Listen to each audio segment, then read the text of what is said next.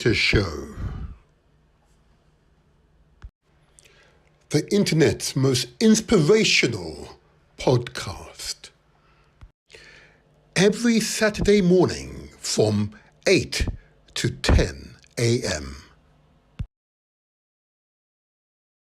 Support the Windrush Act.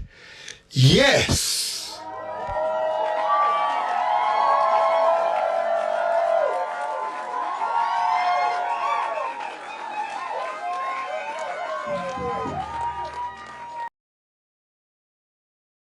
Support the Windrush Act.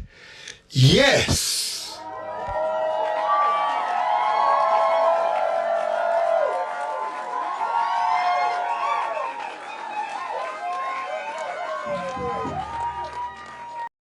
Very important.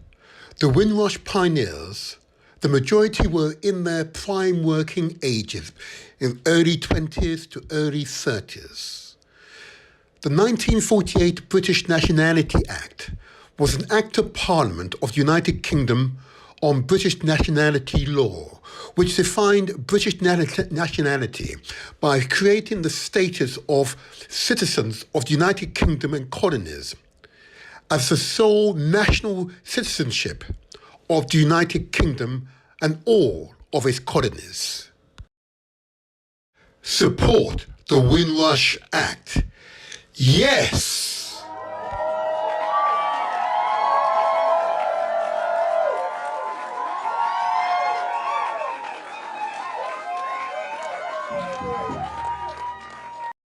Very important. The Windrush pioneers are intelligent, enthusiastic, skilled, and loyal. The 1948 British Nationality Act gave people from the colonies the right to live and work in Britain. The government needed workers to help fill post-war labour shortages and rebuild the economy. Caribbean countries were also struggling economically, and job vacancies in Britain provided an opportunity for personal growth and prosperity. Support the Windrush Act. Yes!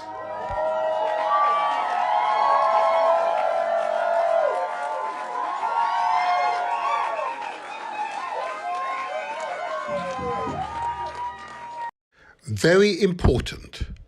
The Windrush pioneers were bricklayers, bus drivers, doctors, carpenters, electricians, teachers, train drivers, nurses, municipal workers, etc. The 1948 British Nationality Act, the Windrush generations or pioneers refer to the estimated 500,000 people who arrived in the United Kingdom from Commonwealth countries between 1948 and 1971, located especially in London, Birmingham, Luton, Nottingham, Liverpool, Manchester, Leeds, Sheffield and Slough, and Bristol. The overwhelming majority were born British. Support the Windrush Act. Yes!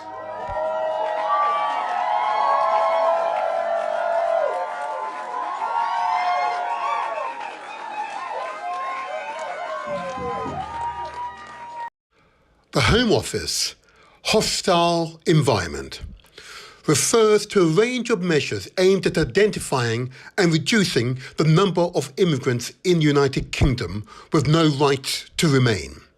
Many of these were introduced by the Immigration Act of 2014 and 2016 and include measures seeking to restrict illegal immigrants renting property in the United Kingdom, driving, having a bank account and accessing benefits and the NHS.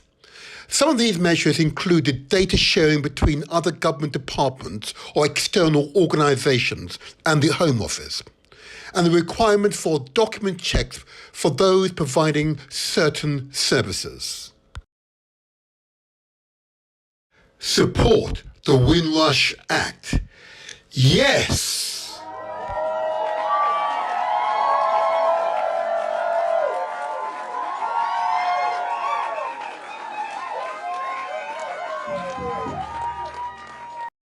The Home Office, hostile environment. The former Conservative government stated the policies are needed to deter illegal immigration.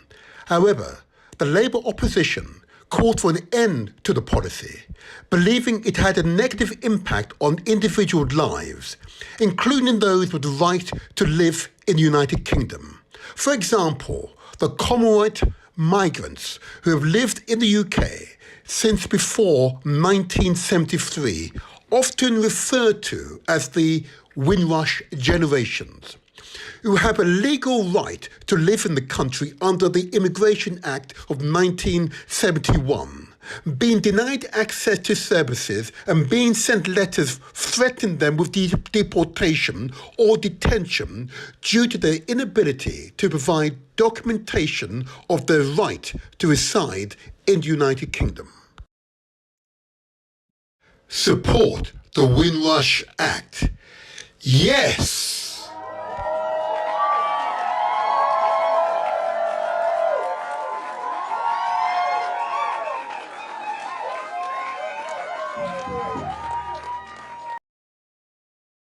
The Home Office, hostile environment.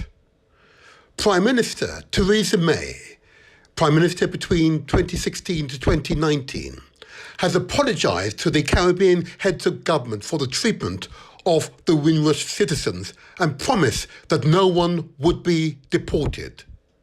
The then Prime Minister told a meeting with Caribbean leaders she wanted to dispel any impression that her government was, in some sense, clamping down on Commonwealth citizens, particularly those from the Caribbean. On Tuesday, I met with Caribbean leaders, where I gave an absolute commitment that the UK government will do whatever it takes, including where appropriate payment of compensation, to resolve the anxieties and problems which some of the Windrush generation have suffered. These people are British, they are part of us, they helped to build Britain, and we are all the stronger for their contributions. Support the Windrush Act. Yes!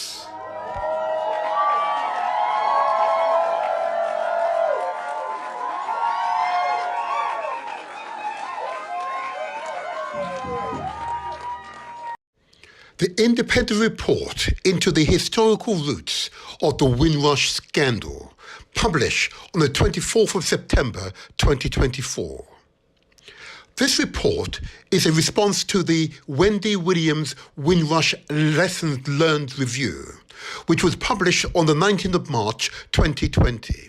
In particular, it addresses Williams' Recommendation 6, which states that the Home Office must ensure that all its existing and new staff learn about the history of the United Kingdom and its relationship with the rest of the world, including British colonial history, the history of inward and outward migration, and the history of Black Britons.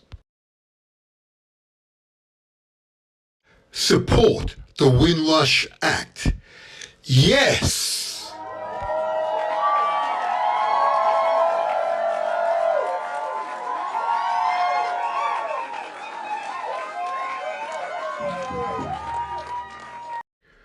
Great Britain's shame. The independent report into the historical roots of the Windrush Scandal, published on the 24th of September 2024. The politics of race and immigration became intertwined with one another to the extent that during the period of 1950 to 1981, every single piece of immigration or citizenship legislation was designed, at least in part, to reduce the number of people with black or brown skin who were permitted to live and work in the United Kingdom. The complex history of the British Empire explains why race and racism as political and social issues developed as they did in the United Kingdom. The actions of post-war governments explains the state of play in the 21st century, of which the deep-rooted racism of the Windrush scandal is a symptom. Support the Windrush Act. Yes!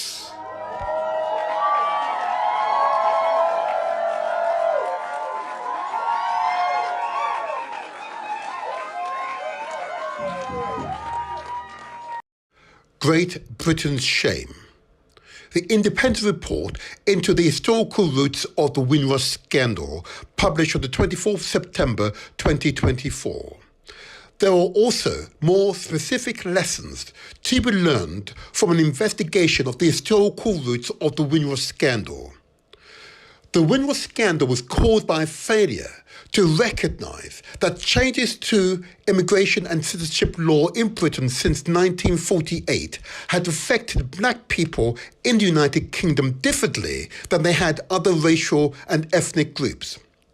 As a result, the experiences of Britain's black communities, of the Home Office, of the law, and of life in the United Kingdom have been fundamentally different from those of white communities.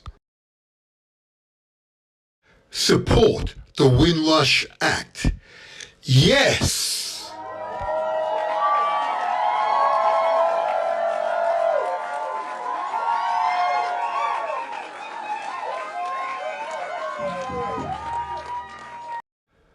Great Britain's shame. The independent report into the historical roots of the Windrush scandal, published on the 24th September 2024.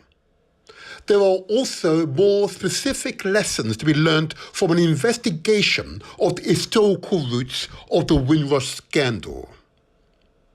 The major immigration legislation in 1962, in 1968, and 1971 was designed to reduce the proportion of people living in the United Kingdom who did not have white skin.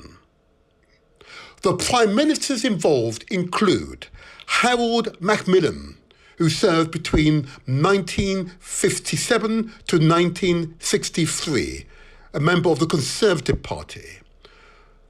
Prime Minister Harold Wilson served from 1964 to 1970, served the Labour Party.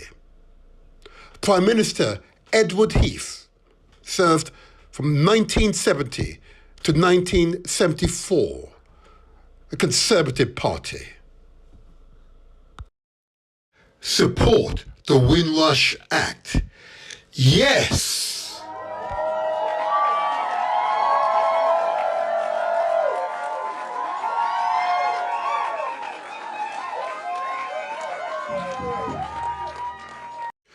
Great Britain's shame.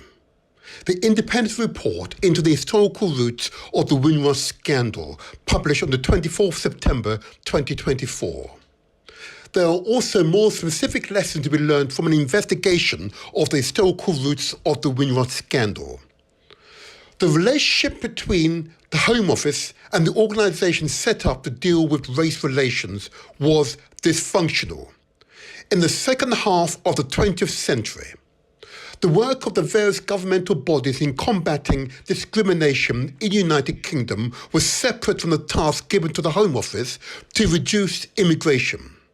This led to a paradoxical situation in which immigration policy assumed that too many immigrants from a minority ethnic background was bad for society, but race relations policy promoted the idea of racial equality. A message for the Windrush pioneers and their descendants. The Labour Party's general election promise, July 2024. Sir Keir Starmer pledged a fundamental reset to promote respect and dignity for the Windrush generations amid plans to prevent such a scandal from being repeated. His plans include appointing a Windrush commissioner, opening up access to the compensation scheme, and re-establishing the Windrush unit in the Home Office as part of an effort to improve the relationship between the government and the Windrush generation. He accused the Tories, the Conservatives, of having presided over a failing compensation scheme, the disbanding of the Major Change Programme, and a complete unwillingness to learn the lessons of the Windrush scandal. He said, "Justice has taken too long for the Windrush community. A government that I lead won't let this happen again. And where the Tories have dragged their feet, I am determined to get money out of the door to compensate those who were failed by the state." Sir Keir Starmer also added, "The Windrush generation embodies the best of Britain: determination, spirit, public service and graft. But instead of being thanked, they've been badly mistreated. A Labour government will offer a fundamental reset moment for the Windrush generation, with respect and dignity at its very core." So said Prime Minister Sir Keir Starmer. Solicitor and Windrush pioneer Anthony Brown, and Windrush pioneers and their descendants, we're calling for a Windrush Act in recognition by the United Kingdom that its past actions have unfairly impacted on people of African Caribbean descent, both living in the United Kingdom and in its former colonies. It is a recognition that this impact has consequences across all aspects of people's lives: citizenship, community cohesion, education, criminal justice, work, health. The Windrush Act places a duty on public bodies to reduce race disparities for outcomes in their work, as exposed by the government race disparities audit. Solicitor and Windrush pioneer Anthony Brown, Windrush pioneers and their descendants, we're calling for a Windrush Act, an apology for the wrongs that have been done historically by the United Kingdom to people of African Caribbean descent.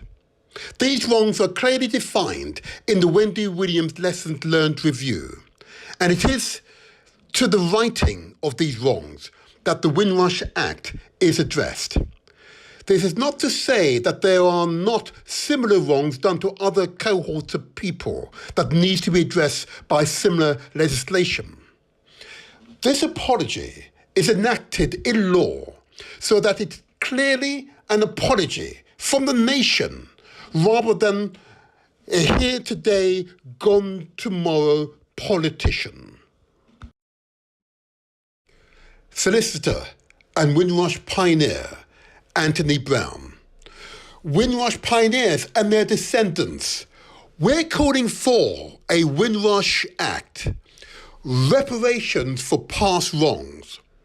The reparations for Windrush pioneers who are today living with the consequences of Britain's past wrongs.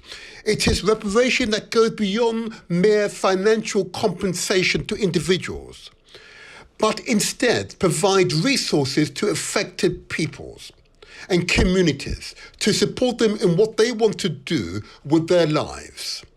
To this end, the Windrush Act will establish a Commonwealth Community Cohesion Fund for the development of projects in the United Kingdom and the Commonwealth to tackle disparities and rebuild social, economic ties of communities damaged by the Windrush scandals and other historic unfair actions negatively impacting on this cohort.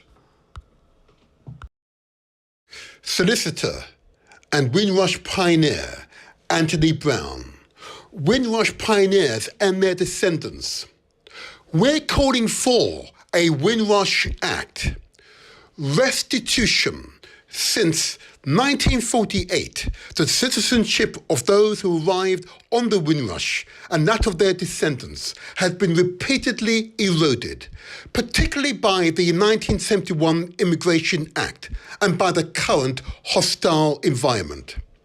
This erosion leaves many within the African Caribbean cohort finding themselves British in all but name, and therefore having to prove their Britishness when it was Britain that eroded and undermined their Britishness in the first place. The Windrush Act fully restores the Britishness to this cohort. Solicitor and Windrush pioneer Anthony Brown. Windrush pioneers and their descendants. We're calling for a Windrush Act, remembering to this day, United Kingdom prefers to tell a story about its colonial past that is often unrecognisable to those who live that past. Only by telling a more honest story about its colonial past can the country show that its citizens of colonial descent are as worthy citizens as any other. The Windrush Act holds the state and its education system to a more honest telling. The Windrush Act remembers what Great Britain meant to those pioneering men and women who saw in the country a set of ideals and values that led them to board the SS Windrush in 1948. We're calling for a Windrush Act. Actions speak louder than words. The time for action is now. Translate our words into action. Contact WD Legal. Website address www.wdlegal.co.uk. Join the campaign to secure the Windrush Act. Together, we will make the difference. Hashtag Windrush Act now. The Motivator Show. Success is ours for the taking.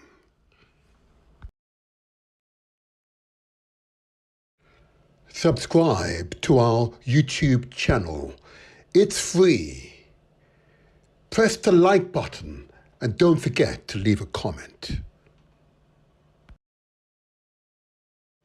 We are also on Instagram and TikTok. Follow us there too. Mixcloud too.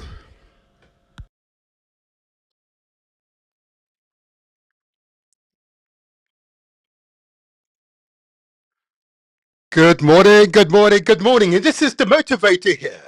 This is where we translate our words into action and where success is ours for the taking. How you feeling, people? How you feeling?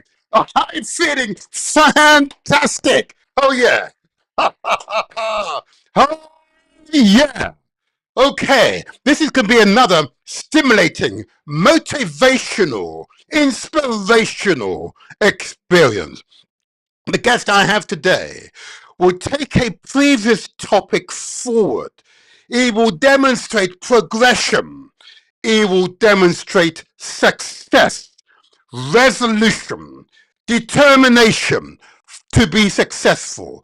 This is where we translate our words into action, because success is ours for the taking. And that you have to believe. This is what we're about here. This is what will happen.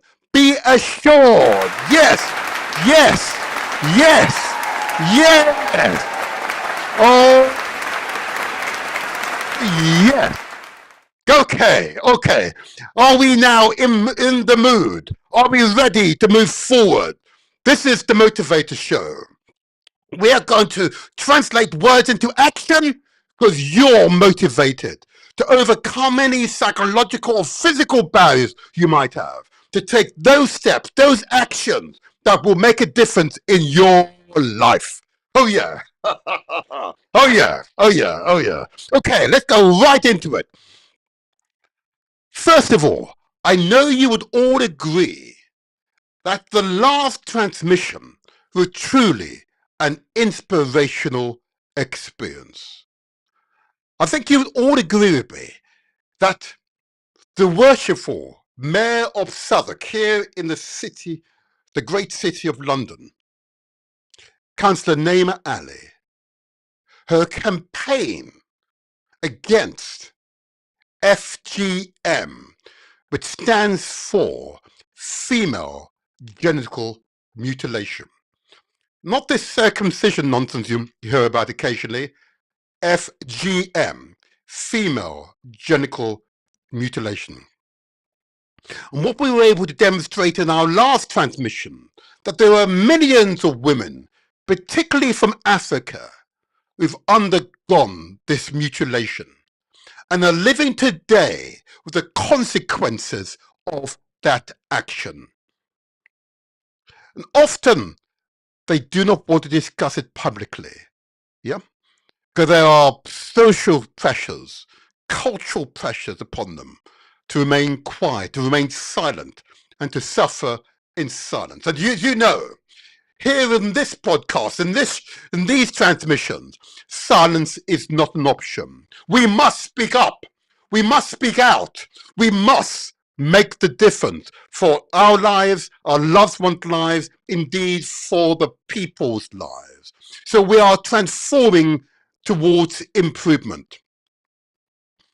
And I know that I've had a number of conversations this past few days on this subject. And I am astonished as to the numbers of people who are unsure because this is part of their heritage, culture, as it were. But when asked where it came from, is there some biblical, theological basis for the action? And the evidence is none or non-existence. Too many women have been wounded, damaged as a result of FGM. It's an unnecessary practice and creates problems for women throughout their lives, and most certainly when it comes to childbirth. And we must do better by our women. We must do better as men. And we should not uphold, I assert to you, we should not uphold this practice. And we should seek actively to stamp it out. We should seek actively to stamp it out. I want to commend to you the worshipful Mayor of Southwark, Councillor Naima Ali, for being a most extraordinary human being. An extraordinary human. The courage and determination that she's displayed in our last podcast. And if you didn't watch it, oh, shame on you. Please go to YouTube. The recording is there. Watch her articulate the case against FGM and why it is an absolutely necessary human rights issue that we, both men and women, must tackle head on. Please do not hesitate. And I want to commend to you another feature of this extraordinary person's work, that she has organised a series of discussion workshops here in London, here in Southwark's Town Hall, okay? And you can book a front row seat. I'm going to put it up on the screen for you. There we go, not this one. There we go. Let's do this. Let's try again, shall we? Let me try again. There we go. All right. Let me try it one more time. That didn't work. There we go. I'll get the right stuff up for you. There we are. Let's try one more time. And back that out. No, that's not going to work, is it? Okay. We'll do this. Okay. Let me try one more time. And I'm going to get it out for you. There we go. One more time. There we go. One more time. Oh, there you go. Let's try one more time, shall we? Let's get the right picture up, shall we? Let's get the right picture up. There we go. Let's get it up. Maybe I can't do it on this occasion. I will put it up for you later. There was a poster I was to put up on the screen for you, and that poster will enable you to see the Eventbrite. And what I wish to do, if I may, in fact, I might give it one more try. There we go. There we go. Let's put it up on the screen. There we go. Wrong one. That's for later on, this one. There you got it. It's come up now. There you are. There you are. The worshipful Mayor of Southwark, Councillor Naima Ali, will be hosting it's a education session, an FGM awareness session at Southwark Town Hall on the 12th of December. Okay, if you go to Eventbrite and you put in FGM awareness seminar tickets, okay, it should come up, and it's entitled "Let's Break the Silence on FGM." Her voice matters. Her voice matters. Well done, Councillor Naima Ali. Well done. And we will give you whatever support we can for this most important of campaigns. If these shows are meant or intended, it is for these purposes. So it is transformative, has meaningful, substantive impact on the lives of ordinary men and women. I commend that campaign to you, and I commend extraordinary people such as Councillor Naima Ali. Well done, well done. Long may you keep up the outstanding works. Long may you keep up the outstanding works. There you go, there you go. Now what I want to do is move to the next section of this podcast and just to remind you how you can contact us. Okay, first of all, you can, if you're on our YouTube, in fact, I've put up the links on the screen for you. If you're on our YouTube or Facebook channels, you can send messages to the studio throughout this podcast. We'd love to hear from you. If you've got questions, wish to share your opinions, please share it. We'd love to hear from you. And of course, this show goes out via YouTube, as you well know. You're on YouTube already under the Motivator Show, via Facebook under the Motivator Show banner, and of course, via Mixcloud under the Motivator Show banner. And of course, excerpt will go out via Instagram and TikTok, as you can see on the screen. Please share those links with your family, friends, your networks, and beyond. We want to achieve on YouTube 10,000 subscribers by this time next year, if not much sooner. Oh yeah, and we will do it. And we will do it. Yes, yes, yes. Okay. It's important that the underlying theme for these shows is change. You are the change makers. Okay. And of course, it's our actions that determine the degree to which change actually occurs. As opposed to being idle talk or thoughts, its actions speak louder than words. Okay. And many of you will recall that I've given light to a number of issues that affected people across the world, to which the international press pays some attention, but for the most part ignores. I want to give light to an issue that affected the Caribbean only a few months ago, and right at the beginning of the hurricane seasons. And many of you will recall that there was an unusual hurricane, unusual in its intensity, and a Category 5 hurricane. Hurricane Beryl marked the beginning of the usual hurricane period. But it's unusual because it was a Category 5 hurricane. And it devastated the islands of Antigua and parts of Jamaica. Okay. To the extent that even today, there are people who don't have a home. There are public buildings that remain severely damaged, schools that were damaged. And they are very much reliant, and the government of Jamaica are trying their damnedest. Don't be in no misunderstanding. But ultimately, it's people from outside with a big heart who will contribute and enable those islands to repair the damage caused by the hurricane. One such organisation here in the UK is called PNP UK. And let me put up on the screen, shall I? There you are. So this is a call out for the Hurricane Beryl Disaster Relief Fund being hosted by PNP UK. And what they aim to do is to raise sufficient resources so they can to able and relieve the pressures on local people. They need help to purchase non-perishable foods, bed kits, sheets and pillows, children and adult diapers, tarpaulin, zinc and building materials amongst other materials that are required. Okay. PNP UK is devoted to 100% of all the resources raised will be spent on the items I mentioned and a few others essential local items. We will have on this show in the not too distant future representatives from PNP both in the UK and local representatives in Jamaica to explain how your funds, your money has been spent. And if you are able to contribute, I ask, please give what you can. You can make your donation via NatWest Bank, People PNP UK. Sort code is 600802. Account number 298-61233. And when making a bank transfer, please put in the reference DRF Beryl, in other words, Disaster Relief Fund Beryl. Thank you for your contribution. It is much appreciated. Thank you. And for those of you who already contributed, I want to say thank you all. Thank you all. And I want to give this one other announcement before I go into the all-important lifestyle messages. I want to give a big shout out for this organisation, the National Association of Black Supplementary Schools, or NABS.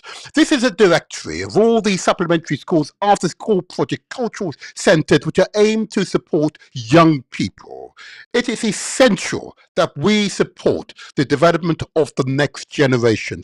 It is mission critical. Mission critical. A people's judge not by what wealth they accumulate for themselves, but how we prepare the next generation to take on the levers of responsibility and leadership, yeah? To take up those essential positions that ensure society continues. Supporting young people is part of our mission as adults. I urge you to do so. Their website address is www.nabss.org.uk, or you can email the NABSS at info@nabss.org.uk, or phone and speak directly to the inspired brother near on, if you're in the UK, it's 07958 348 558. If you're external to the UK, it's +44, then you simply remove the 0. But it's an important organisation, bringing together those organisations who are providing support for our children, for young people. Okay? But if you're such an organisation, you're not registered, your organisation is not listed on the NABSS website, please do so. Please do so. Thank you. Thank you. Thank you. These podcasts would not be the same unless, of course, we have the all-important lifestyle messages. These messages are intended to give light to a critical issue that pervades the community, and that is our health and concerns about our health, particularly if you have African heritage or Asian heritage, South Asian heritage. The specific issues of diabetes, high blood pressure, and of course, fatness or obesity, if you like.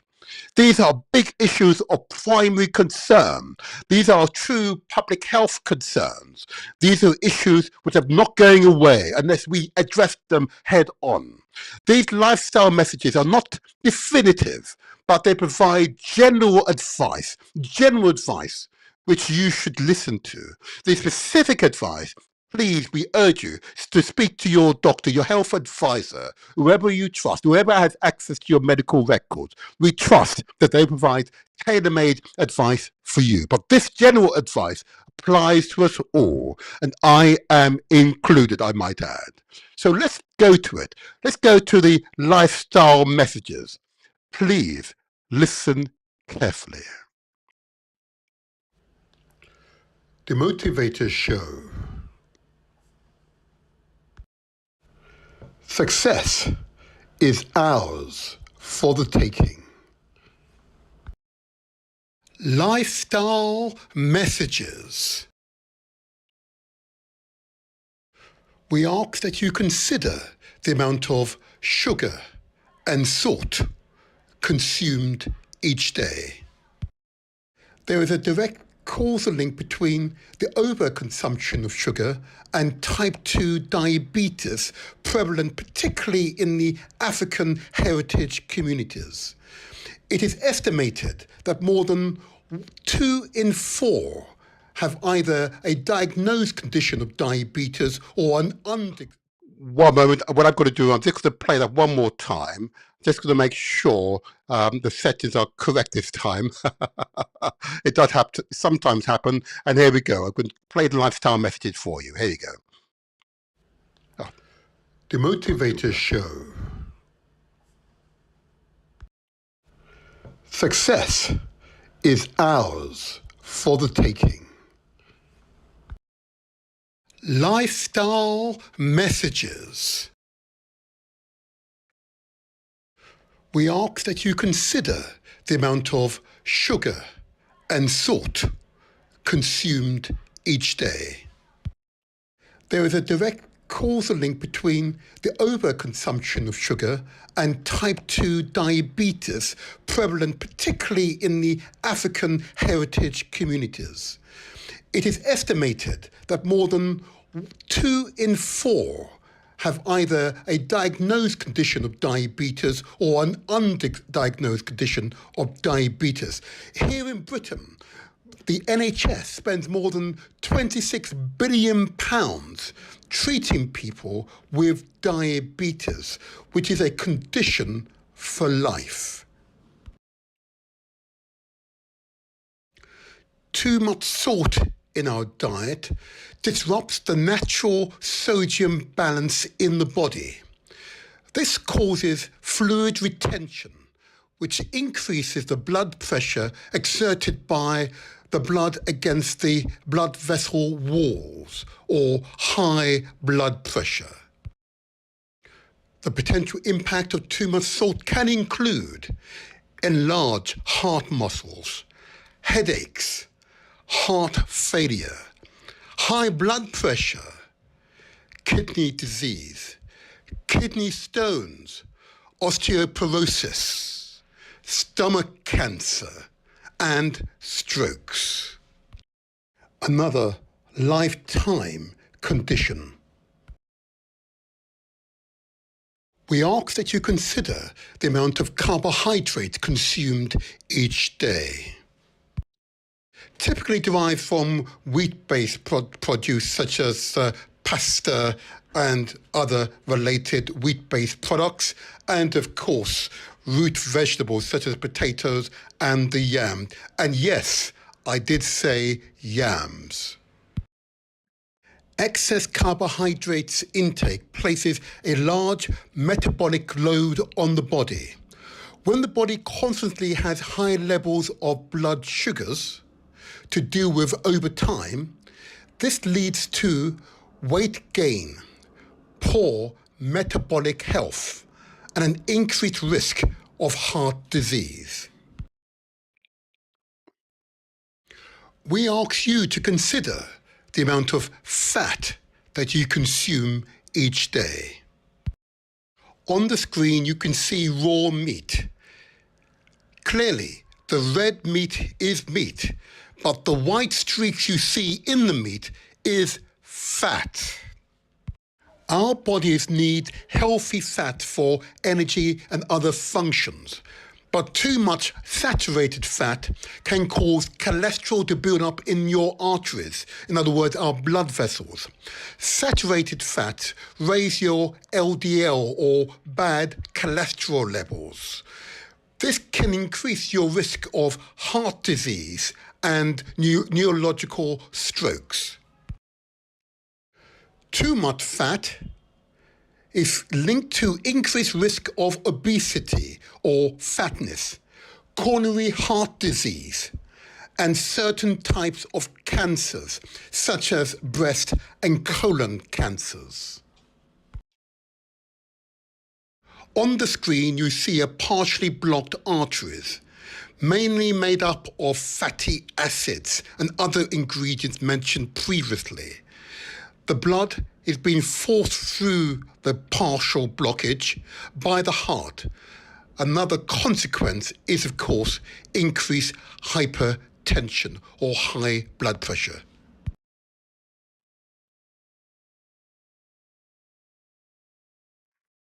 Examples of starchy foods include potatoes, bread, pasta, cereals, and rice. Excessive consumption of starch, scientific studies have shown, may cause insulin resistance, in other words, diabetes, may cause skin irritation, many of us will recognize as eczema, may cause gastrointestinal irritation. Many of us will recognize these conditions.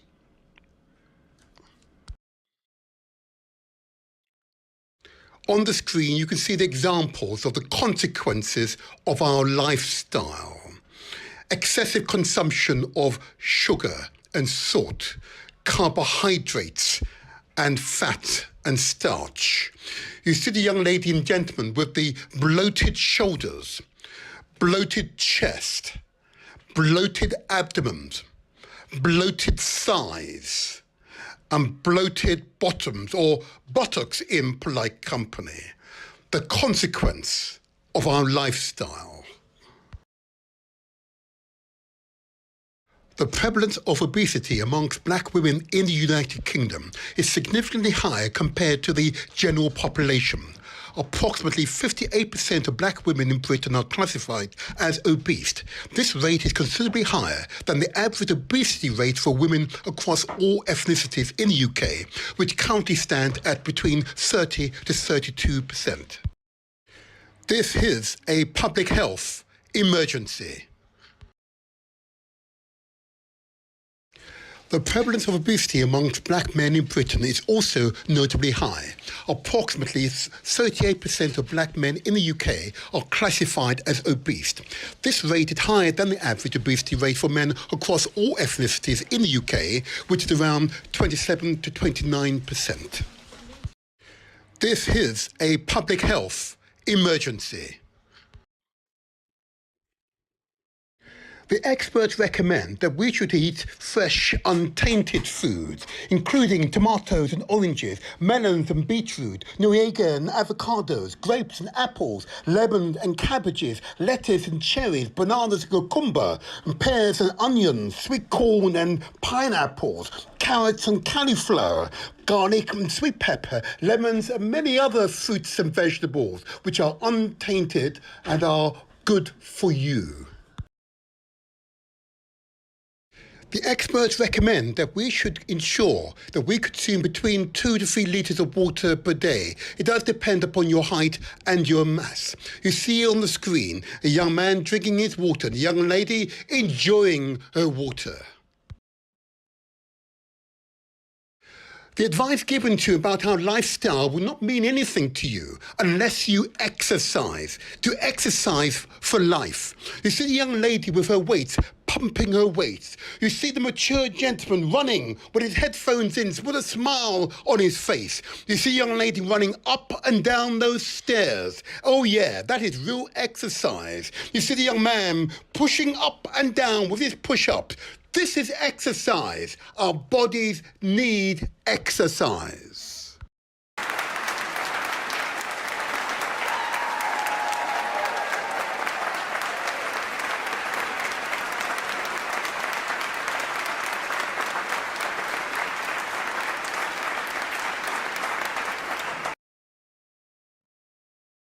It is important for us always to consider our mental and spiritual health.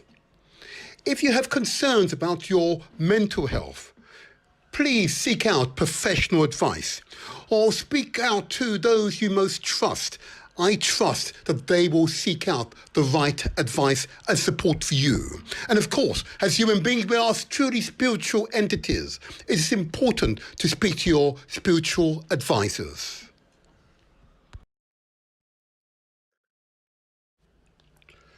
The motivators show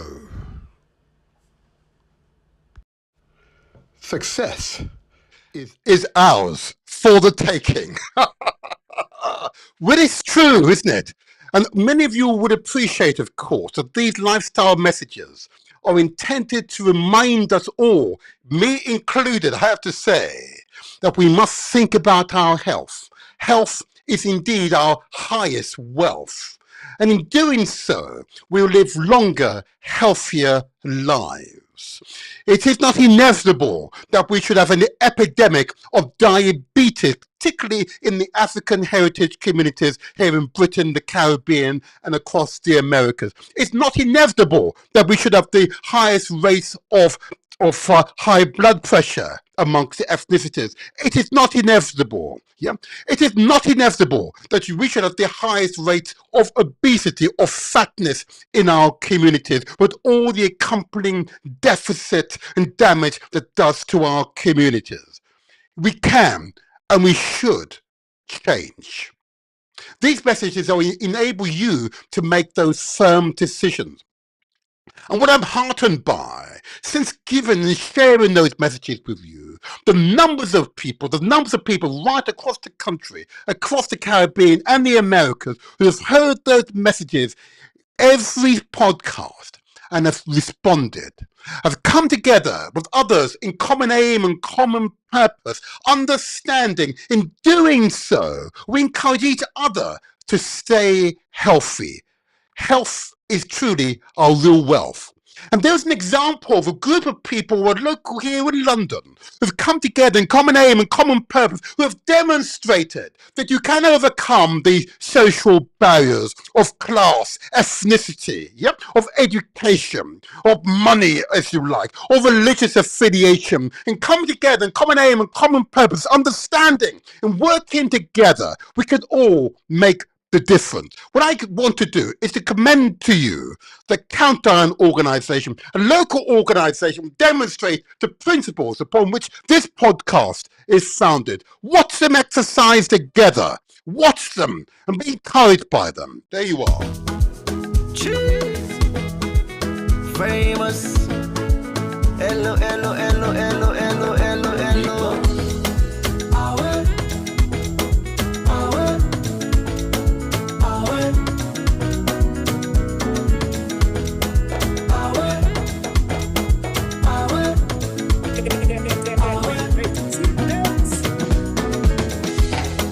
One life on leave, me self get one life on leave. Why we no go use am gladdy and enjoy the time. Palava no dey finish, time me no dey wait nobody. Wow, they're exercising, huh? Try for always get am nice every day and night. This one way we all friend we safe, not nobody. Look at that, huh? You want to eat what you must, we go down you belly. Some big people there. Oh, they're exercising. They're taking control of their weight and their health. They're making a difference in their lives.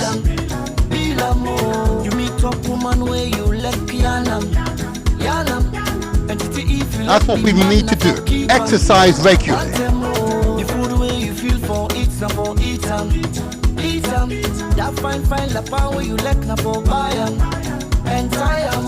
And if you baby love you back love them. But if you love them all now, you not for left them. Want them more, cause nobody know what's in matter all. So every day of my life stay old. I fasting enjoyment stay go. Now for land for care for yourself. Nobody love you past yourself.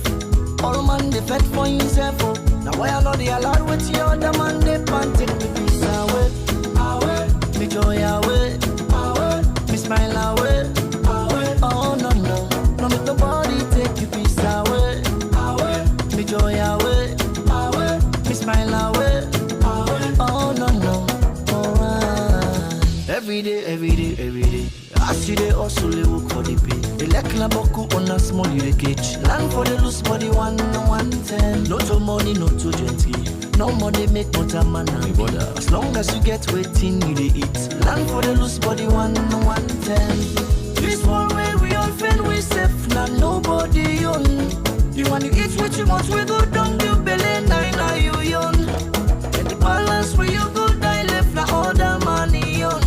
So why for the greedy you say for? Now the motor car where you let buy 'em, buy 'em. If you see finance where you collect, deal 'em, deal 'em. Oh, you meet top woman where you let piano. Watch them, huh? And if you let the man na for keep 'em, want them more. The food where you feel for eat na for eat 'em. Oh yes. Eat 'em. That fine the power you let na for buy 'em. And tie 'em more. And if you baby love you back love 'em, love 'em. But if you love them all now you na for left 'em. Want them more. Cause nobody know waiting tomorrow all. So every day of my life they are all. A fasting enjoyment stay go. Now for land for care for yourself. Nobody love you pass you yourself. All man they fed for yourself. Oh. Now why I know they allowed with the other man they can't take me peace away, away, me joy away, away. There you are, look at that, huh?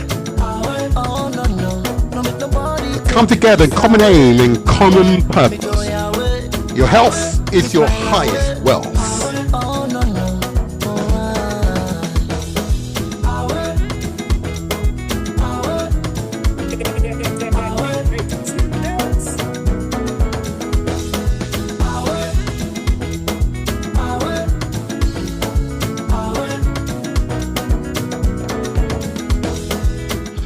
Oh, yeah.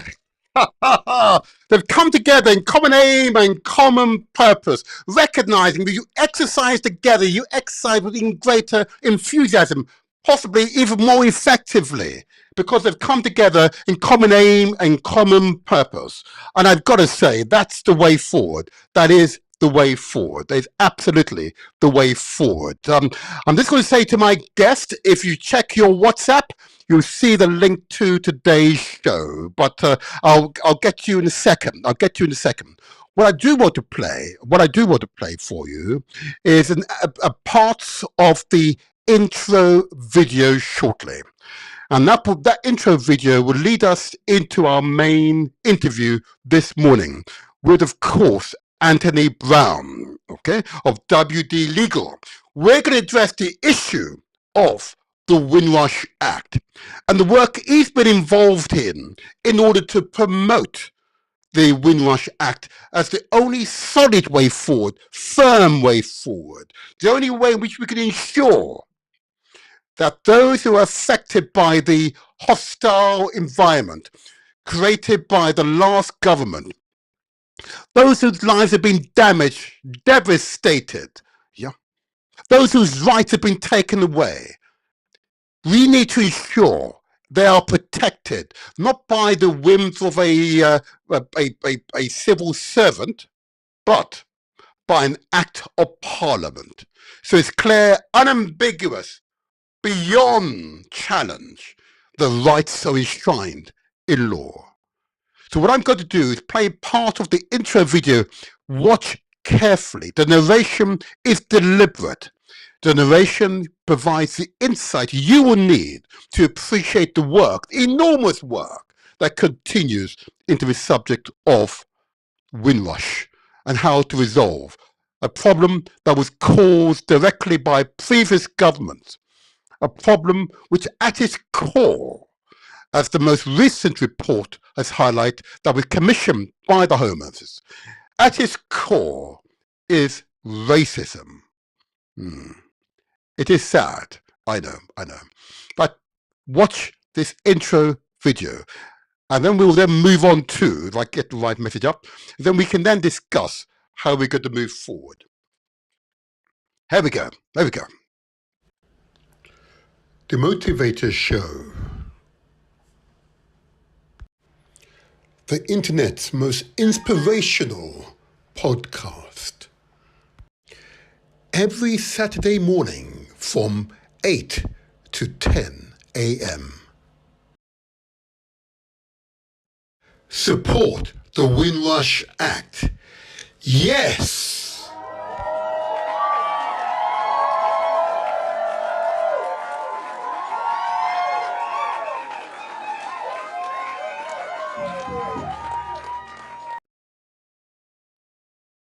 Support the Windrush Act. Yes!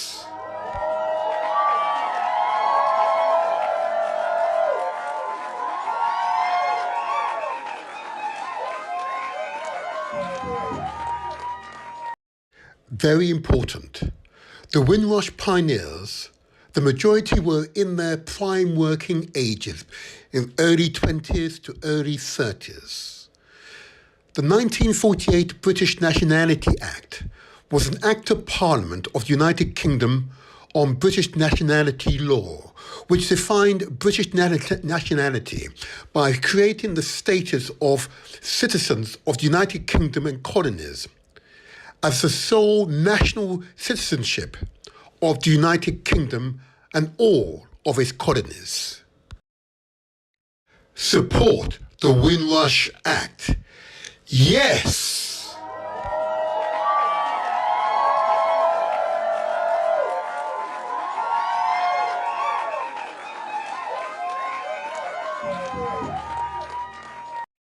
Very important.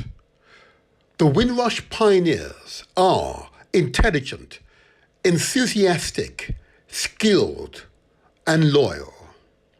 The 1948 British Nationality Act gave people from the colonies the right to live and work in Britain. The government needed workers to help fill post-war labour shortages and rebuild the economy. Caribbean countries were also struggling economically, and job vacancies in Britain provided an opportunity for personal growth and prosperity. Support the Windrush Act. Yes!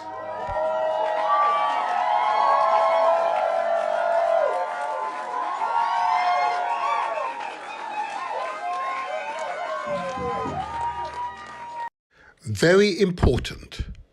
The Windrush pioneers were bricklayers, bus drivers, doctors, carpenters, electricians, teachers, train drivers, nurses, municipal workers, etc.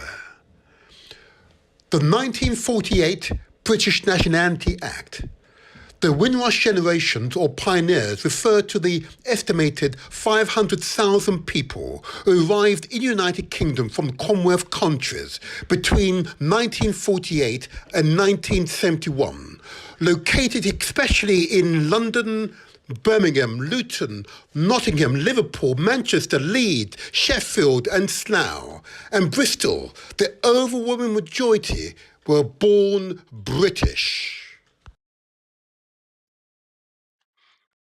I'm going to pause there, okay? That's just a flavour of the intro video, setting the context for this interview, most important interview with a remarkable human being. I'm going to hopefully bring him into the studio momentarily. Let's see if we can get the technology to work first time. That would be nice, wouldn't it? There you go. Anyway, let's see if this happens, and let's see if we get it right. Oh, he's arrived, and oh, look at that.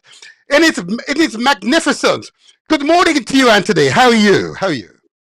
Good morning, Councillor Martin. I'm fine, thank you. Yourself? Well, on this podcast, I'm now the motivator. This is where we translate our words into action, and where success is ours for the taking.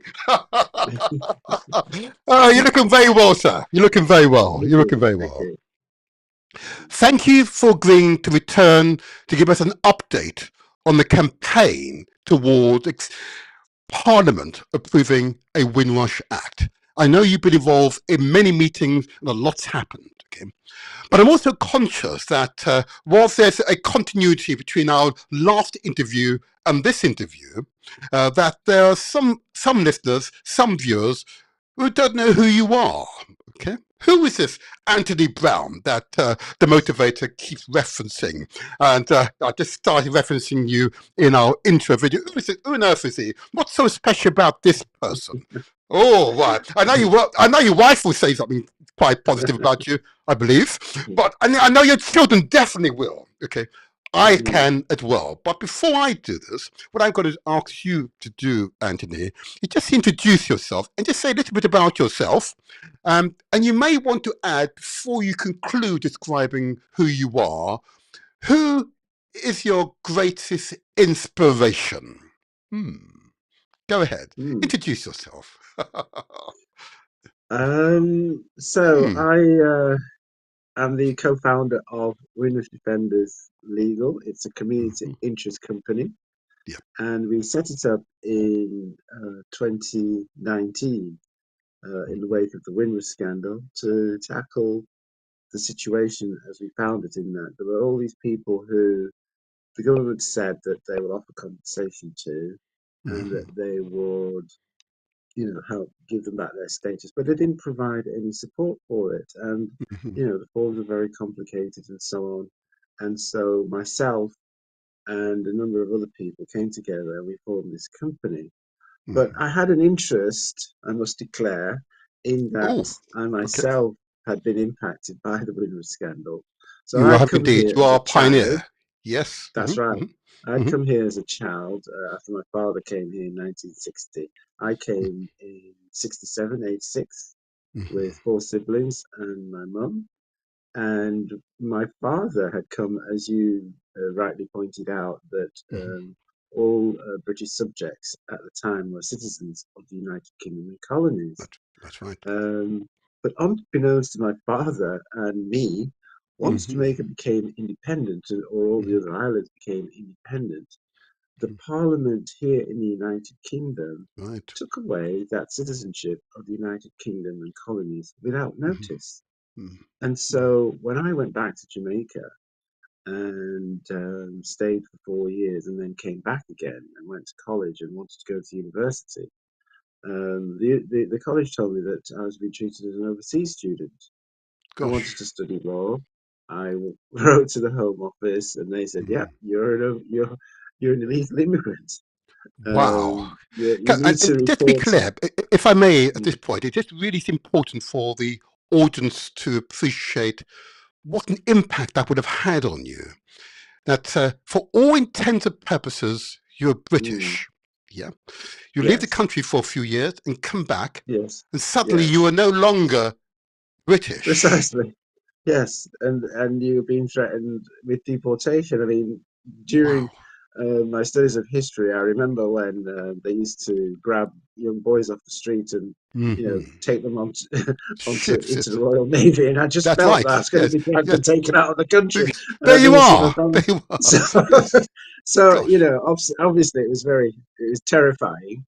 I told all my friends, I went to school with, and my neighbours, and they were thinking, "What's going on? This is just outrageous." Crazy. So eventually we ran a campaign and we succeeded in that the Home Office and Maggie Thatcher at the time. The government conceded. They'd come to power, to be tough on immigration. Remember, she was saying, we were being swamped by immigrants, and that was the first hostile environment that I knew. It wasn't Theresa May that began the hostile environment. It was there from we got off the boat. So, and to be clear, again, if I may, and to be clear, when we say immigration, they're not referring to immigration from France or Australia, or Germany or New Zealand. They're actually referring to immigration from non-white countries. It was a coded word, actually, and the report that we're going to refer to later on in the interview highlight this as a fact. It's in the official report. But can I, before you continue, because you're going to give too much away at this point, I don't give too much away. I want you, if I may, just quickly ask you to answer my second part of my question. That is, who's your greatest source of inspiration? Yeah. I must say, my you smile. There you go. My mother is my greatest source of inspiration. closely followed by my father. Oh, indeed. Yeah, it's got to get that But politically right. if you're talking about outside of the family, Hmm. then I would say Toussaint Louverture. Good for Uh, you. Yes. he led the Haitian Revolution, Hmm. and other people who have inspired me is Hmm. Sam Sharp.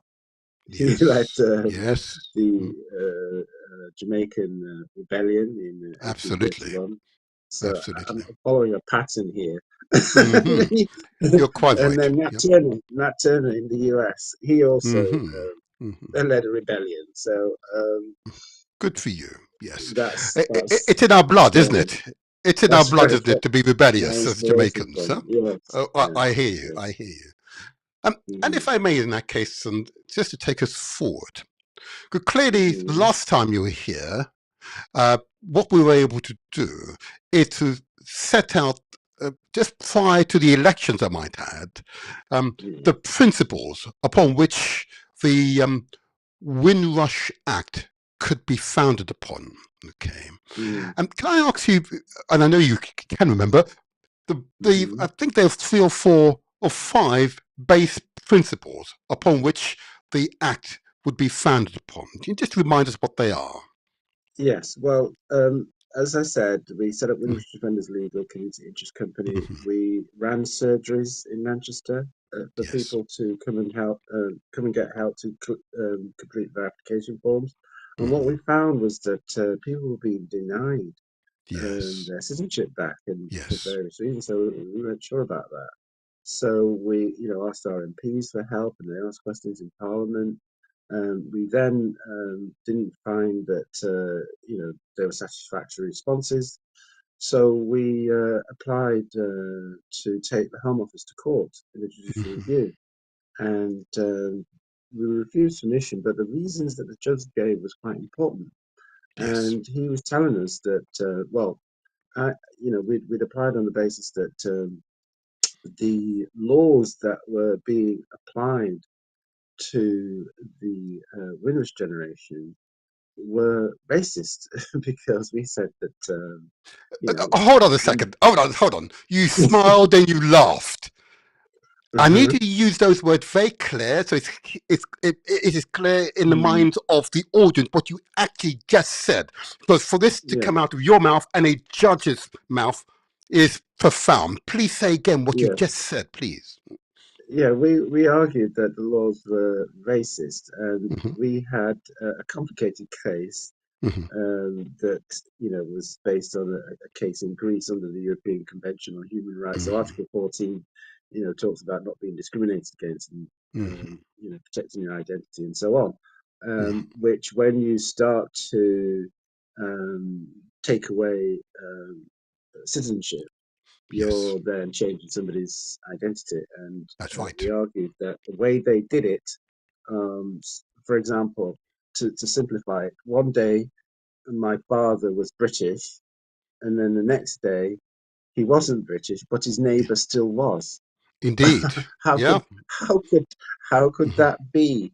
And the Hmm. way they designed the law meant that my father would be British and his neighbour would still be British. So we said to the court that this was discriminatory, and the judge said, yes, it is discriminatory, but Parliament is allowed to be discriminatory, and there's certain Hold on. leeway Okay, they are given. I'm intervening again because you're legally trained. I'm just an Yes. ordinary Bob, as it were.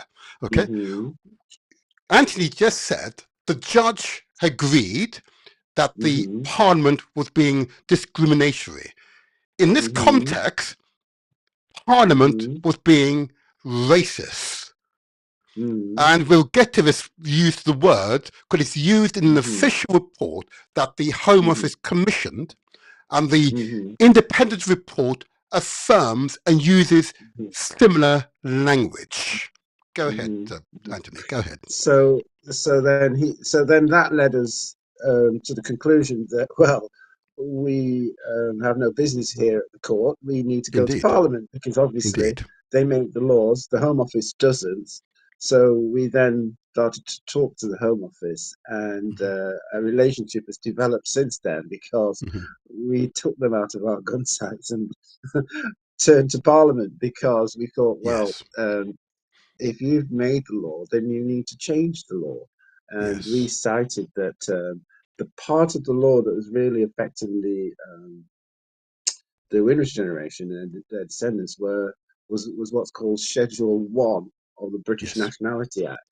So when I'll give you my father as an example again, when they Hold on, took Anthony. away, Again, hold on, Anthony. Again, because you're legally trained, this term Mhm, Schedule 1, I know what it means, but I can ask you just to explain for the audience benefit what you mean by Schedule 1. Go ahead. right. Well, that lays out certain criteria that anybody applying for citizenship must meet. So Yes. they must have been in the country 5 years before the application. They Yes. have to pass an English language test. They Yes. have to pay a fee for their citizenship. They must be of good character. They must intend to make Britain their home. And, there's a few others. But there's those criteria. But what we argued was that those criteria don't apply to people born in Britain. And That's my right. dad would have been in his own country because Britain was Yes. his country. That's right. It had Like been my for father was born 300 British. years. I was born British. It Yes. had been for Yes. 300 years. Yes. They'd paid Yes. how many billions for us Yes. to be free of enslavement? We're the only Yes. citizens that have been paid for. So how could we not That's right. be citizens? Thank So you. Thank you. so they withdrew this status and then said if you wanted to apply for it or be naturalized, you had to meet Indeed. these criteria. So what we were saying was, with the Windrush Act, if you wanted to um, restore the citizenship or put people back in the position they would have been in, then they should have been in. They should be in the position of any other British person who wants to apply for a passport or be a British citizen. They shouldn't have Absolutely. to be here for 5 years. They shouldn't have to be speaking the English language. You shouldn't ask them things like that. Yes. And Can I so, just can I but just to give ask the you? government its due, Okay. Go ahead, just please. let me make this point. To give the government its Okay. due, it hmm said that they didn't have to pay the immigration fee, which is hmm 1,300 and odd, Yes. saved. hmm You didn't have to take the English language test because most of us speak Oh, English spoke anyway. You English. and I Well, speak English. yes. So why are they testing us in English? Probably speak it better than a lot of people born here. But so that, but it still left a lot of the criteria, and that's why you find that there's a lot of people still living in limbo hmm because if they have to meet the criteria to say that they have to be in the country 5 years before the application, then those that have been locked out, they won't have been in the country 5 years.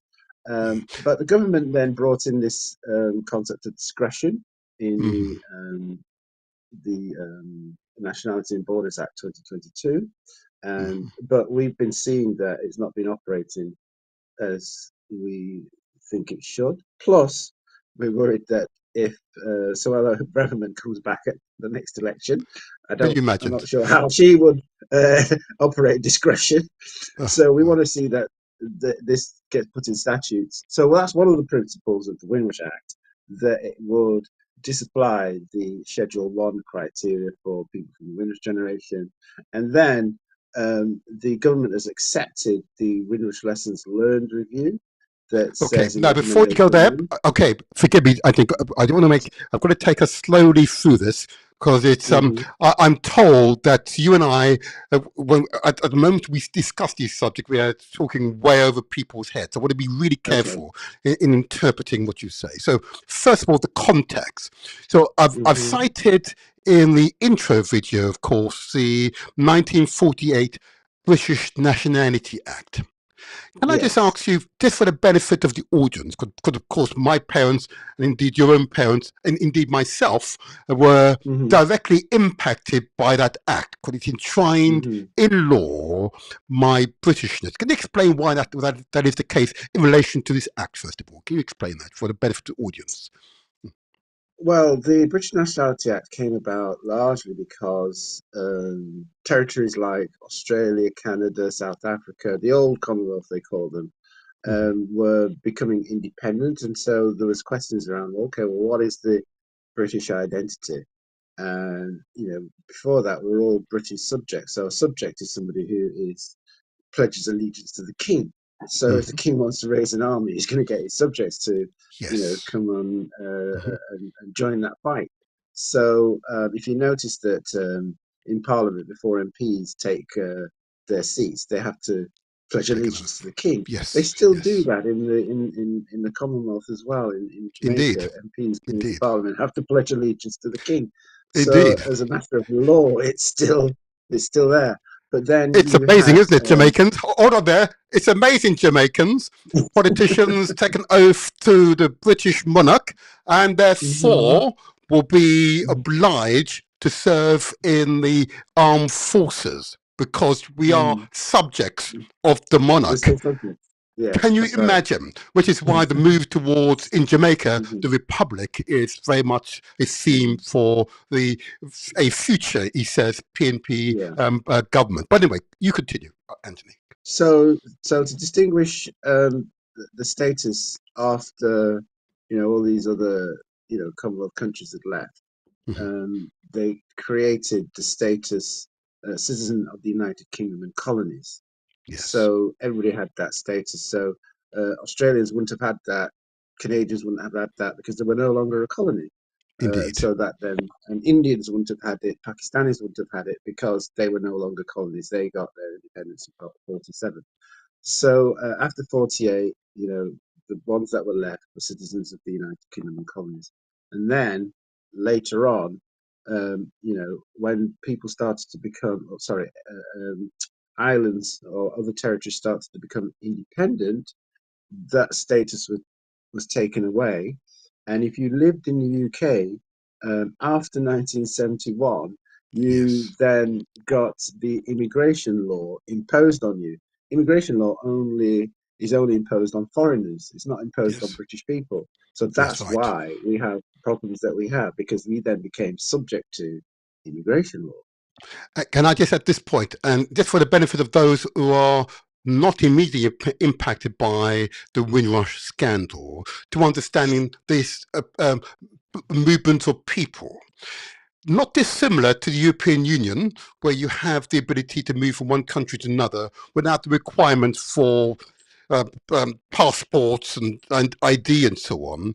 That was the Mm, case for my parents when they arrived in England, invited yes. by successive ministers who visited, Hmm. in my case, Jamaica, and encouraged Jamaicans to come to Britain. Okay, they Hmm. didn't require a visa. In fact, it didn't actually require a passport per se, although it's always used to have one anyway. Okay, but Mm, if you arrive, particularly prior to Jamaica becoming independent in 1962. Okay, thereafter, mm. I know that the majority of Jamaicans had a passport, but nevertheless, prior to independence, you could arrive in this country without a passport because you were already British. You were moving within the British jurisdiction, as it were. That's correct. Am I right, Anthony? To an extent, Go ahead. the main thing was that if you were coming sometimes up in the 60s and so on, you need to show that you had work, and Yes. people felt that that was a restriction as Mhm, well. But mhm. pretty much we could travel around the British the the Empire, the, as it the, were. the British Britain and its colonies. There you go. But some documentation was needed. There you go. Can I just take us forward? Because you've now got to the point at which 1971 is the threshold. Can you just explain what happened? What was the act in 1971, 72? That was Hmm. the changing of our status, as well, our parents' status anyway. Indeed, my own Hmm. statement I recall at the time. What happened in Parliament? So, Mhm. so all the independence that islands that had gone independent at the time, people were living here in the United Kingdom, and their status had been taken away. But then the 1971 Immigration Act said that they could have indefinite leave to remain. So they could live here, they could come and go. That's But there right. were other criteria within the Immigration Act that said if they're out of the country for more than 2 years, then they That's would right. Then you lose that lose it. residential status. Yes. So, but the other thing, operative thing that is critical in that it affected the Windrush generation is that they didn't give them any documentation to say that Indeed. they had the right to live here. It was Indeed. just in law that they could live here, and That's the then it crucial came. fact, isn't it? That's the crucial fact. Yes. It came back to bite us 50 Yes. years later with the That's hostile right. environment then. Yes. So yeah, and then this 71 Act. If we're now going to move on to the historical roots Mhm. of the Windrush scandal. Um, I will this in a is a moment. I'm almost there on that report. I just want to make sure the hostile environment is understood by those who are not immediately affected mm, by the Windrush yeah. scandal and what it means. Okay. Yeah. Can you just describe for Yeah. people? Just let me Yeah. just mention this. And Okay. so the Immigration Act 1971 came in, and that took away a number of rights that people from the colonies had before. But Mhm. before that was the 1978 Act and the 1962 Act, and all those acts started to whittle away the rights of people from the colonies.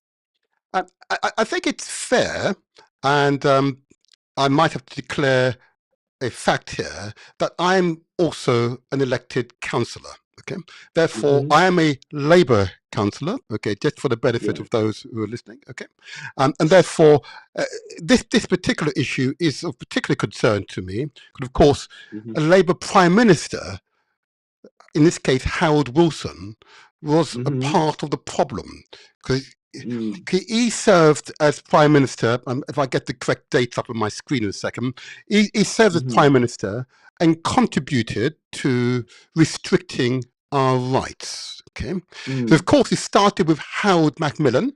Okay, Mm. back in when he served, I believe if I get the right screen up, it'd be nice, wouldn't it? When he was the Prime Minister, and that triggered the first Act of Parliament in 1962. Then, of Mm. course, there are further acts, and I'm trying to get the right screen up in a second. There are further acts which I want to refer to, but I want to just take it stage by stage because I'm embarrassed that there was a Labour Prime Minister involved in the prelude to the more intensified Yeah, hostile but you environment. shouldn't be. Let me just make this Okay, point. go You ahead. shouldn't be Go ahead. Okay. because this goes before the Labour Prime Ministers. Remember, this is a societal issue, and Yes. where did we get all these concepts from of race and so on? It's during the Victorian era. It's during when people were being enslaved, and there was an economic imperative Mhm. to diminish, black people so that you could justify them being enslaved, and so industry, business, entrepreneurs, everybody accepted this second class citizenship. Mhm. And then coming out of that, decolonization and all the rest of it, you still had people with that mindset that, black people were second class or other or unwanted, Mhm. Mhm. or less than. And so, Mhm. Harold Wilson, being part of that culture, he'd be just acting out something that he thought was normal to be, discriminatory against other people. Similar to the Conservatives. So when I was growing up, at every election, the question was who could be meanest to immigrants. They had the Conservatives saying, "Oh, we will be tougher," and the Labour Party saying, "Oh, we will be tough." And they both made laws. So to be embarrassed about Wilson or it shouldn't be. We just should know that now this is our home and what we're going to do about all this Okay. mess that it's got itself I've into. accepted, indeed, of course, I accept that as an important observation. And of course, just for the benefit of the audience, the major immigration legislation in 1962, 68, and 71 was the legislation that was designed to reduce the proportion of people living in the United Kingdom who did not have white skin. And the prime Mm, ministers directly involved in this are Harold Macmillan, who served as Prime Minister between 1957 to 63, Harold Wilson, the Labour Prime Minister then. He served, was Prime Minister between 64 and to 1970. And of course, I recall Prime Minister Edward Heath, who was Prime Minister between 1970 and 74, of course, a Conservative Party Prime Minister. And these three Prime Ministers were pivotal in instituting immigration legislation that were designed to reduce the proportion of people living in the United Kingdom who did not have a white skin. That is a part of British heritage, and it's a part of a report we're going to get onto in a moment, the independent report into the historical roots of the Windrush Scandal, which was published on the 24th of September this year. Yes, folks, this year. Continue. You go ahead. You were describing, therefore, now let's get into the hostile environment and what it actually means for the life of people. What does it actually mean? So the design of these immigration laws, as you just read out, was deliberately to reduce the number of people who were non-white from being in the country.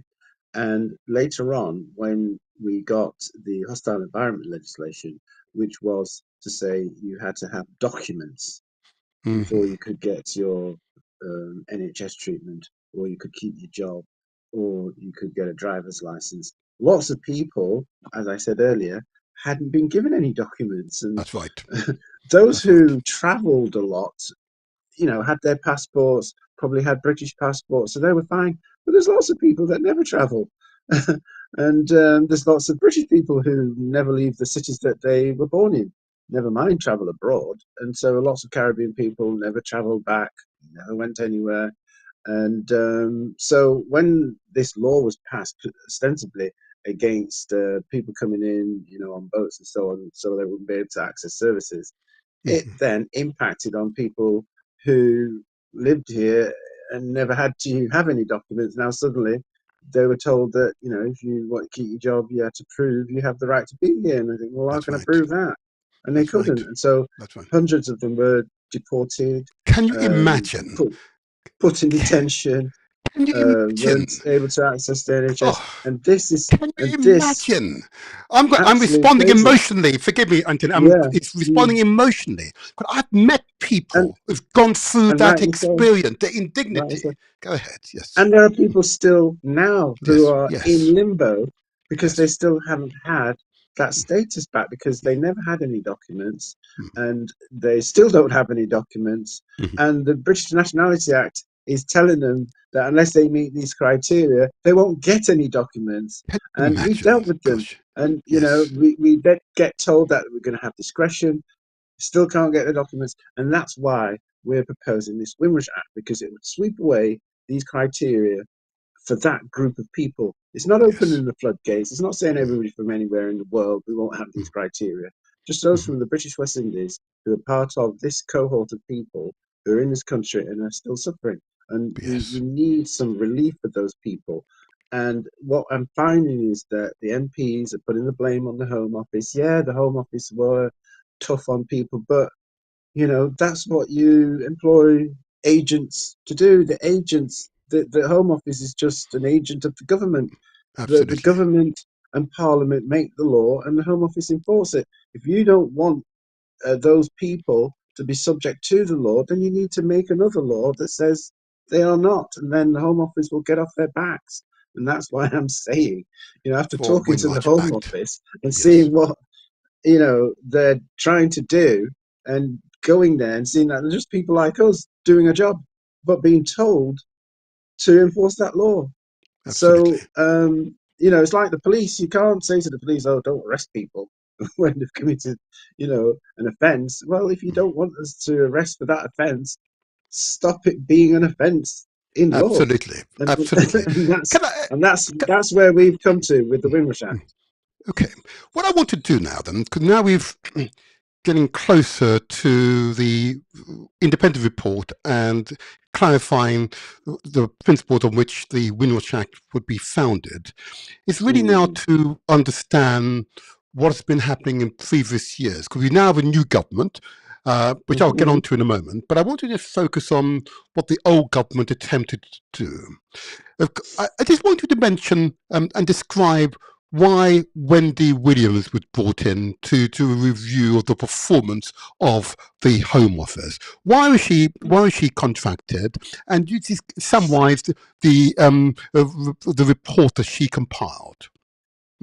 So once there started to be reports in the media, Amelia Gentleman from The Guardian was key in this, that people were facing these difficulties.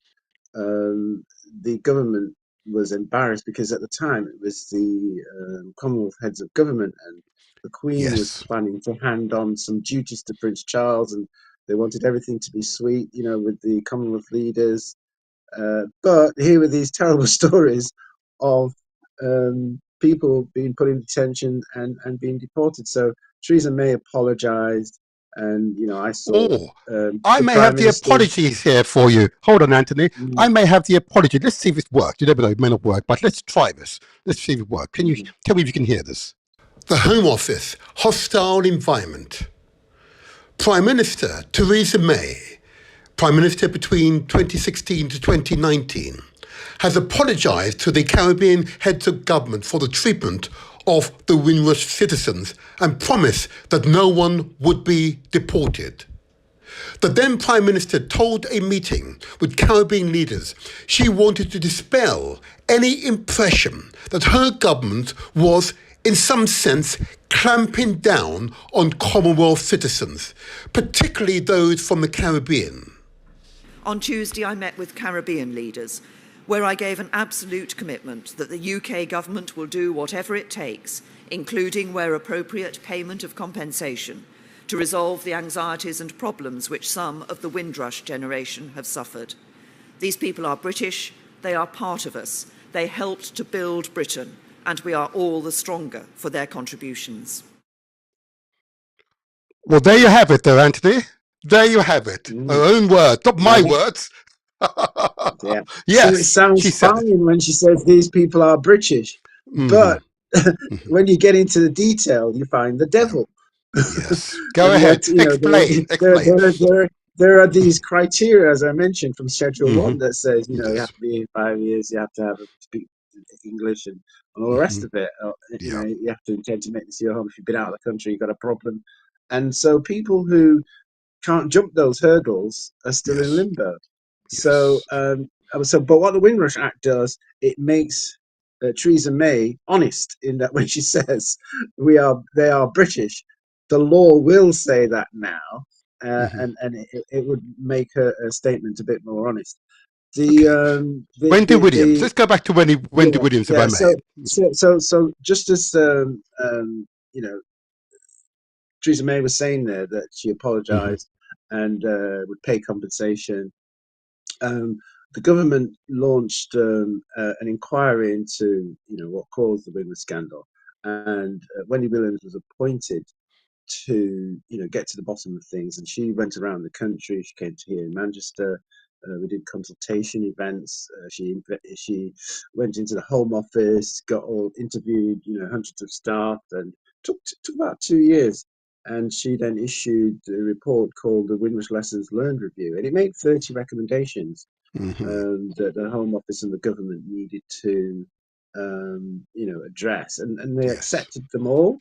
Recommendation 1 was that they should apologise and accept that people who the African Caribbean community had been harmed. It specifically says the African Caribbean community. It doesn't mention the Commonwealth or 50 other nations. It just says the African Caribbean, because predominantly, let's face it, we were in the firing line at the time. So the review made those recommendations. But then what the last government did was says, hang on a minute, we're not going to, after accepting that they would do all these things and getting Wendy Williams to sign off that they were doing their continuous improvement plan, as they call it. And the other government started to renege on the 30 recommendation that they'd previously accepted. So one of them was that they'd have what they call a migrants commissioner.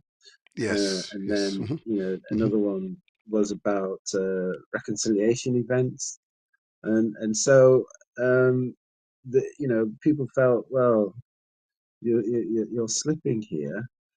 They scrapped the Windrush unit in the That's Home right. Office that was Hmm. looking at the continuous improvement plan.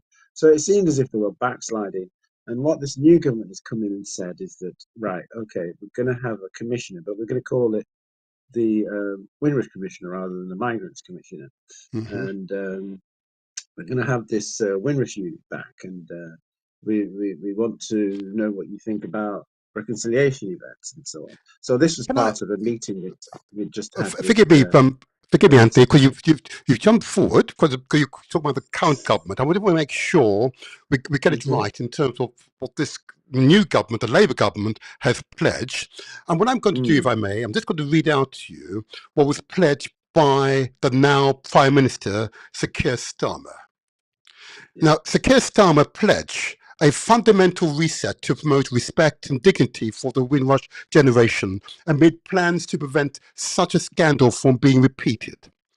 His plans include appointing a Windrush commissioner, opening up access to the compensation scheme, and re-establishing the Windrush unit in the Home Office as part of an effort to improve the relationship between the government and the Windrush generation. And he then goes on to say, he accused the Conservatives, the Tories, of having presided over a failing compensation scheme, the dismantling of the Major Changes programme, and a complete unwillingness to learn the lessons of the Windrush scandal. He said, justice has taken far too long for the Windrush community. A government that I lead won't let this happen again. Where the Conservatives, where the Tories have dragged their feet, I am determined to get money out the door to compensate those who've been failed by the state. And lastly, he then added, the Windrush generation embodies the best of Britain, determination, spirit, public spirit, graft. But instead of being thanked, they've been badly mistreated. A Labour government will offer a fundamental reset moment for the Windrush generation, with respect and dignity at its very core. I'm quoting him word for word. Now, Mm, you're now engaging the new Labour government, okay? And I know yes. you've met with the Home Secretary and other officials. Yeah. How's it been so far? Just tell us, how have you experienced? You're Well, laughing already. because it's all the same. Because I'm saying again, Okay, those are okay. fine words. Indeed, But indeed. just like with Theresa May, in order Mm-hmm, to make Keir Starmer honest, mm-hmm. you have to change the law. All Yes, these problems have been brought about by a changes in the change in law. the Our law. rights have Yes, been whittled away. And yes. until he gets up and starts saying, we are going to legislate for a Windrush Act, you should take all that he says, just like what Theresa May said. She sounded very nice, and she sounded, that she would be There very you are. There um, you are, shaking yes. Yvette Yeah, Cooper's hands. There yeah. you are. I was And very she's the Home pleased when she. Secretary. Yeah. Yeah, Yep. I was very pleased that she announced 1.5 million pounds for the Mm-hmm. next 3 years for support in advocacy. So groups around the Yes. country that do the sort of work that we do will Well done, now get Yvette. some Well support. done. Well done. So Yes. for 6 years, Mm-hmm. we've been doing this like practically voluntary That's right. to make sure that our communities wouldn't be left short. Mm-hmm. And she also talked about the reset as well. Yes. But Yes. and she listened quite intently to what I had to say about the Windrush Act. Indeed. We Indeed. we developed a brief. My son, who set up a company called Scorch Studio, Mm-hmm. overnight created this briefing pack of what we wanted to say, and so we're able to deliver it to this meeting because we didn't know about this meeting until very short notice. Okay. So we were able to present to her, the briefing for what we wanted within the Windrush Act. She Mm-hmm. kindly said she would pass it on to her citizenship and migrants minister, Silma Malhotra, Yes. Sima Malhotra, and we will see where that goes. We had a meeting with Home Office officials again this week on Mhm. Wednesday, and again, we were talking about the historical roots of the Windrush scandal, and we Yes. noted there that within it, the points that you read out about that, Hmm. the 1962, 68, and Yes. 71 Immigration Yes. Acts were designed to Yes. keep out black and brown people. And Correct. so we were pointing out that this new law that, was brought in 2022, Hmm. it should have implications for that, in that they're saying that if there are historical unfair legislation, then it could be grounds for the Home Secretary to exercise discretion. Just But yes. how the government at the moment interprets unfair historical legislation is in cases where if your parents weren't married and you couldn't get your citizenship, then that could be considered unfair historical legislation. And so Yes. the Home Yes. Secretary would be able to use discretion and give you your citizenship if your parents weren't married at the time. But we were pointing out that, how can you publish a report that said these laws were designed to keep out black and brown people? You say in your report that they were racist, and then you're trying to tell us that they were fair legislation. They must be unfair legislation too.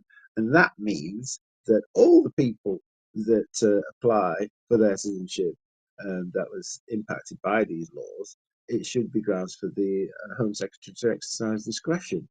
And Absolutely. Absolutely. therefore, they wouldn't Yes. be given the runaround that they're being given at the moment. I mean, that's one way of dealing with it. The other way is the Windrush Act, which would just sweep away those hurdles in statute. Thank you. And if I may, I'm going to put this on the screen now. You can see it now. Then, so of course, the Wendy Williams report set out the performance of the Home Office, okay, and made a series of recommendations, okay. And we're now talking about, what, 4 or 5 years ago now? Is that right? I think it's about right, okay. Yeah, Subsequently, a further report was produced, a further independent report that the previous government sat on, okay. yeah. And what I'm really proud is that the incoming Labour government published on the 24th of September. And the independent report is called The Historical Roots of the Windrush Scandal. This is an Mm, independent research report. It's really mm, is important. And those of you who wish to read it, you put it into your search engine, look for this report, Home Office, The Historical Roots of the Windrush Scandal, and it will take you to this link to the Home Office page, and you can download the report for free. I say that by way of setting the context, because I've got to tell you, I've not seen a report for some time. Well, Wendy Williams, of course, was a watershed, but this particular report was pretty emphatic, unreserved in its wording, and I'm really, really proud of the politicians involved. And I suspect there are some Conservative Tory politicians who are involved in the commissioning of the report. So I've got to compliment mhm. them as well. Why? Because the language is explicit. And what I'm going to do now, if I may, Anthony, is just put it on the screen and to make it clear. This is in the report. Can I magnify it? I'll magnify it if I can. That should make it better for those who are watching online. Okay. So this is in the report, and I'm going to read as part of it, because it's important for you all to listen, what's actually in the Home Office report. And it says, and this is, I believe, what's this page? What's that? That's page 5 of the report. There you are. Okay. And it says as follows. These are the general themes, but there's also specific lessons to be learned from an investigation of the historical roots of the Windrush scandals. These are as follows. The Windrush scandal was caused by a failure to recognise that changes in immigration and citizenship law in Britain since 1948 had affected black people in the United Kingdom differently than other racial or ethnic groups. As a result, the experience of Black Britain's communities of the Home Office, of the law, and of life in the United Kingdom have been fundamentally different from those of white communities. 2. Major immigration legislation in 1962, 1968, and 71 was designed to reduce the proportion of people living in the United Kingdom who did not have white skin. This is in the Home Office report. It's making it clear, it's in black and white. Then the third observation they make. The relationship between the Home Office and the organisation set up to deal with race relations was dysfunctional in the second half of the 20th century.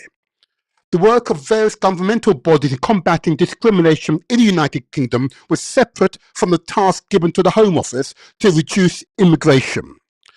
This led to a paradoxical situation in which immigration policy assumed that too many immigrants from a minority ethnic background were bad for society, but race relations policy promoted the idea of racial equality. Wow, that's in the report. Yes. It's pretty emphatic language, isn't it? Pretty emphatic. And we still have that dilemma today in that, you know, we have employment diversity and inclusion, and people are debating and grappling with that. But, you know, in the media, it's still promoting, oh, we're being assaulted by immigrants coming over on boats. And, that's right. you know, what's the Paradoxical. numbers you want to allow in? And, you know, that massive debate is still going on. In the meantime, we're expecting the British public to be thinking, well, you know, how do we see ourselves, and, you know, are we supposed to be against these people or for these or people? not. Are we to exclude them or not? And who's an immigrant and who isn't? And, you know, who are these Windrush people anyway? Do you know what I mean?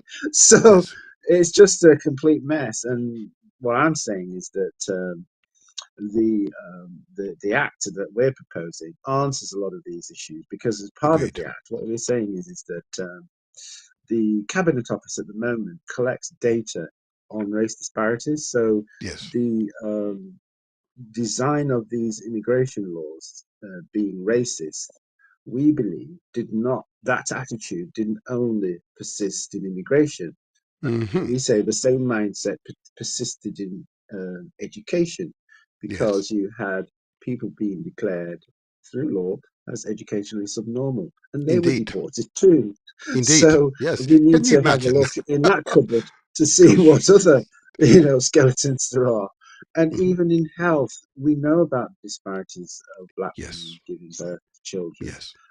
We know about the medication, you know, that all the painkillers that they're not given, and so on, because they're thought to be able to endure pain more than their white counterparts, and crazy stuff like that. But we're saying that with this Windrush Act, what we need is a duty on public bodies to tackle these racist disparities. It's one thing getting the data and providing us with the information, providing us with the report that says, yeah, there were racist design laws. Yes, we have these statistics to show the harm that it's caused. And then you sit there and fold your hands. No, we want to see action taken to reduce disparities. So what the Windrush Act would do would put a duty on public bodies to tackle these disparities. They don't have to follow any prescriptive way of doing it. They would have, like, for example, equal opportunities policy. You'd have a race disparity policy, and then each individual organisation or group or whatever will come up with, because, you know, people's ideas can be you know, inventive when you want to, you know, change things, if you let people come up with the ideas as to how to do it. So the Act would just say, look, you have a duty to tackle these numbers, but we would rely on the Cabinet Office to collect the data as they're doing now, and then report back each year as to how we're doing. So, you know, we wouldn't have a case where people just sat around and talked all year. You know, each year we'd have, you know, to look at the data, see what improvements we're making, and see where we need to take further action. And then, as well as that, we'd have what we call a Commonwealth community cohesion fund, Hmm. because what these racist immigration laws have done is broken up a lot of families. They've Yes. created disparities Yes. and sort of disrupted communities. I mean, look at what's going on in the black community with all the Yes. various killings and God Yes. knows what else Yes. is going on. Yes. So Yes. it's all connected as part of that. So what it would do then, at the moment, when the government first announced the compensation scheme, it said that they'd pay out between 200 million and 500 million over 2 years. It's now Yes. been what, 5 years, and they're patting themselves on the back for saying that they've nearly paid out 100 million. So what we're saying is something wrong There with you the go. design of the scheme, and what I'm Yes. saying is that it's the law behind the scheme that's Yes. the problem, not the Home Office implementing the scheme. It's the Mm. laws that are behind it. And who makes the laws? Parliament. Yes. So why aren't we Absolutely. asking the MPs, why aren't they changing the law? When Keir Starmer comes out and makes his announcements and saying we have a reset, let's reset the law to what it should be. Okay, So hold there, even if hold we there. have the We're on the same page. Don't worry, we're on the same page. Now, are you Mhm. okay with taking a few callers if I open the line for about what, 5, 10 I minutes? just want to mention one more thing, Okay, go and ahead. that Yeah. is to deal with the tackling of these disparities within Mhm. the scheme, the Windrush Act. We Mhm. have what's called burning work. I've discussed this with you before, but You there are have, 5 yes. themes within that. So there's Mhm. community cohesion, where we get all the groups around that can bring communities together, tackle the issues around the status and so on. And I've talked to you about events that we can do. Yes. There's also criminal justice. We want to tackle the disparities there, community groups, and we're saying that these 5 themes, community cohesion, criminal justice, health, education, and work. Mhm. We need to change the law that allows the government allows the Home Office to draw down funds to pay compensation, so that organizations working in these fields can get long-term funding, 10, Mhm. 20-year funding, to tackle these Yes. intractable problems that has been Yes. with us for generation to generation. The issues around education and being excluded from school. We need to know what are the dynamics there and put things in place, strategies in place that can tackle that over the long term. And the Windrush Act would resource that under Agreed. burning work. Agreed. Makes perfect sense to me. I'm opening up the phone lines now, and I can ask audience please to wait till the last moment to call. The number to call, and you can interact directly with Anthony Brown. You can hear his passion. He is a Windrush pioneer, but it's taking this matter on head on. And we are making progress. We're giving him our 100% support. But if you wish to interact with him whilst the phone lines are open, I say again, please don't wait till the very last moment. The number to call, if you're in the UK, or we have a caller on the line already. Please wait for the last moment to Uh, call. uh, The uh, Hello. number to call. yeah, You can. can I ask you to turn Hello. off your device in the background? We can hear the echo. Turn off your device first of all. You mean turn So, it down, not turn yeah, off. turn it down. Yeah, turn it down, please. Yeah, turn it down. 1 second. 1 second. See, I'm Thank you. not young. I'm an old 66 years old woman. All this Okay. technology. Uh, I think I've done it that's it. now. Yes. That's better. Yes. Yes. Can I take your name first of all, my elder? Can you give us? It's very simple. My name is simple. Councillor Pauline George. Very Oh. English. Colonial mentality. Okay, I Full understood. colonial mentality. Hmm. Councillor Pauline George. Hmm. Oh, I, God. I, It come up I, again. Would you stop coming up with this thing? I turned it off. oh yes, it's if you mute it, Okay. if you turn down the I volume, wish that's my it. son is going to mute it for me. I don't know There how you to go. do all these things. Okay, Even though I'm a counselor. that's all right. Okay, I think I've turned it. I've turned it off now. Maybe There I you will go. not hear That's myself perfect. That's again. perfect. Yes, Do you have a yes, yes. question? Can I ask you? Do you have a question for Anthony? Do you have a question for Anthony? Yes, I do. I do. Go I ahead. do, because a lot of people do not know about this Windrush thing. My question is, or my question or my comment is, can he tell everyone that Windrush is not only about Jamaicans, it's not only about West Indies, it's all about Africans. I'm even Yes. putting Yes. it generally about black people, because a lot Hmm. of people don't know their rights. I'm a Indeed. counselor in Lambeth, in the London borough of Lambeth. Ah, I'm sorry right. where you Okay. are. I say Next door. I say we are one of the best borough in England, not even Indeed. in London. Right. So So, because we have a lot of Windrush generation here, Mhm, and there are these black people, the Africans, who think, oh, it's only for Jamaican. Even there are some West Indians who do not know that okay. Windrush is not only about Jamaican. Please, Okay, I need Councillor, that can I ask you just to hold there? So that's a very clear question. Does Windrush only apply to people from the Caribbean, Anthony? So if you were if you came to the United Kingdom I before wish the I first can hear him 31st of because this, I've turned it off. I can't hear him. You can't hear. Oh, all right. Yeah, Okay. I can't hear him because he told me to turn it off. I'm telling him Okay. I'm a 66 years old woman Okay. who All is right. trying to be like the young ones. Okay. All right. yes, We'll keep trying. if you can give your contact to Councillor Yes. Martin, then I can contact you and we can come and specifically hold an event at your In council Lambeth. offices Yes. or somewhere else where Yes. the community that you want to engage, the African community, we will come and we will help spread the word, and we will help them with their application forms. Okay. The scheme is open to anyone from anywhere in the world, not only Africa, not only the Caribbean, but anywhere in the world that came to the Mm-hmm. UK before the 31st of December 1988. Mm-hmm. Mm-hmm. Did you hear that, Councillor? I didn't because Oh. I'm very old fashioned. I did not. Tell me what he said because Okay. what I did was to turn off the other phone. Okay, all right. What he said is that it is the Windrush Scandal is named after an old ship that, of course, travelled between Britain and the Caribbean. I know that. It's simply a name, but in fact, if you are affected, if you or your parents were here either prior to your country becoming independent. In my case, is Jamaica became independent in 1962. I've lived here And in my since case, Nigerians become independent in 1960. in 1960, indeed. And when did you arrive in this country? What year did you arrive? 1974. 74. Now then, that's interesting. Yes. I wonder, based upon what...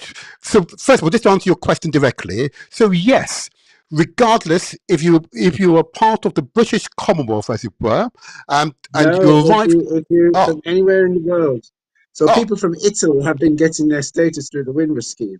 So from oh anywhere in the gosh. world, if you came before the 31st of December 1988, I you are missed that. eligible I to didn't apply hear that. under Oh, a sorry. Windrush Oh, scheme. it's a shame I Okay, sorry. didn't hear. What he's saying is, forgive me, Councillor, what he's saying is that it applies to anyone in the world. And if you've been prevented from gaining your status, despite the fact you have a legal right to be in this country, you can apply for compensation under the Windrush scheme. So You can what I also would do... apply for your British status citizen. as well if you I'm a haven't got it. British citizen, a bona fide British citizen. I got my British I passport. As understand. you know, if I'm not, I will not be a councillor. I'm asking for I other understand people. you. So, For Councillor, other people. what For I'm going my to do with you, people. Councillor, Yes. I'm going to, I've got your number here. I will speak to you Thank you. immediately after this podcast, okay? We will go through this together, and we together will put on an event for residents in both Lambeth and Southwark, okay? So that we could bring to them the facts and the details here, how they can apply first of all for their stay if they have not been able to regularize their stay, and secondly, where it's appropriate, compensation under the Windrush compensation scheme. Is that all right? If Thank you so I much. contact you, thank you. No, My pleasure. can I say thank you? Hang on. Can I say thank you so much? I'm going now for a campaign as I'm a Labour councillor. I will I not be understand. back until 1 o'clock. I'm going Not a for the problem. campaign. I I'll just talk to you after decided that. to listen to you. I'm late Thank you. for the campaign because of you. So I'm Thank charging you. you £10 for being late. It's always that's all I ever do is pay bills. Thank you indeed, Councillor. Thank you. Take care. Thank you. Bye bye. Well done. I'm Pleasure. so Pleasure. proud of you. You you. are Thank you. just too great. You are a great man. Well Thank done. you. You're so kind. Thank you. Okay. Thank you. Okay. You are. I'll wait for your call this Yes, afternoon, please. you will hear This from is a me. guest. You have a Yes, promise thank in you. About public. 2. There you go. Yes, Bye-bye. about 2 o'clock, please Yeah, call me. about 2 Thank you o'clock. so much. There you are. She's Thank making you. sure. Take care. Bye-bye. Thank Bye-bye. you. There you So go. what Wow. happens? It is well. It is well. And we are neighbours, and we're Yeah. both Labour councillors, and it Yeah. provides an opportunity for us to Mhm. combine our resources so that we can Yeah. hold the event which you alluded to. In fact, Yes. you talked about this going out into the community to spread the word. Explain, give the benefit of the audience Yes, what you mean by that. we're calling it Building a Better Future event. Mm-hmm. And so we're saying that, we've got this scandal. Mm-hmm. We now have a potential solution in the Windrush Act. Mm-hmm. But whilst we're promoting that, why Mm-hmm. don't we get together and help those people who still haven't got their status sorted out, but also look at all the other knock-on effects this has had in terms of criminal justice, in terms of health, in terms of work, in Yeah, terms absolutely. of education, Yes. and Yes. in terms of community cohesion. And Mm-hmm. let's continue that work that we've been doing throughout the generations. We call it burning work because we do it with a passion, don't we? Yes. We Yes. make sure that somebody's in trouble with the law. We try to make sure they don't get into trouble. If Yes. somebody needs work and discriminated against at work, we try to help with that. So Mm-hmm. we can form groups now, or we can support groups that Right. are working in these areas, and we want to create the framework by Good. hosting these events so that when we get the Windrush Act in place, Mm-hmm. then resources from the compensation fund will be able to go into these groups to repair the harm that has been done to these Absolutely. communities. That is the real Absolutely. Yes. basis of this campaign, building a better future, so that we protect Yes. future Yes. generations from this kind of impact. Absolutely. Can I just, again, just a final call out for those who wish to call and speak directly to Anthony Brown, the number to call, and if you're in the UK, it's 0208 133 5616. If you're outside the UK, you remove the first 0 is +44. So repeat the number. Last chance, it's 0208 133 5616 if you wish to interact with Anthony Brown directly. I know a number of you have indicated you wish to, but don't wait to the last moment or when I close the phone and complain to me thereafter. Okay, there you are. I've said it. If I may now, the audience, of course, I can tell by the interactions I've had thus far, have found the information you've shared to be illuminating and provides a clear basis for us to move forward. Okay. If they want to talk to you, how can they make contact with you, Anthony, outside of this podcast? So they can email me at anthony.brown Okay. at wdlegal.co.uk. Right.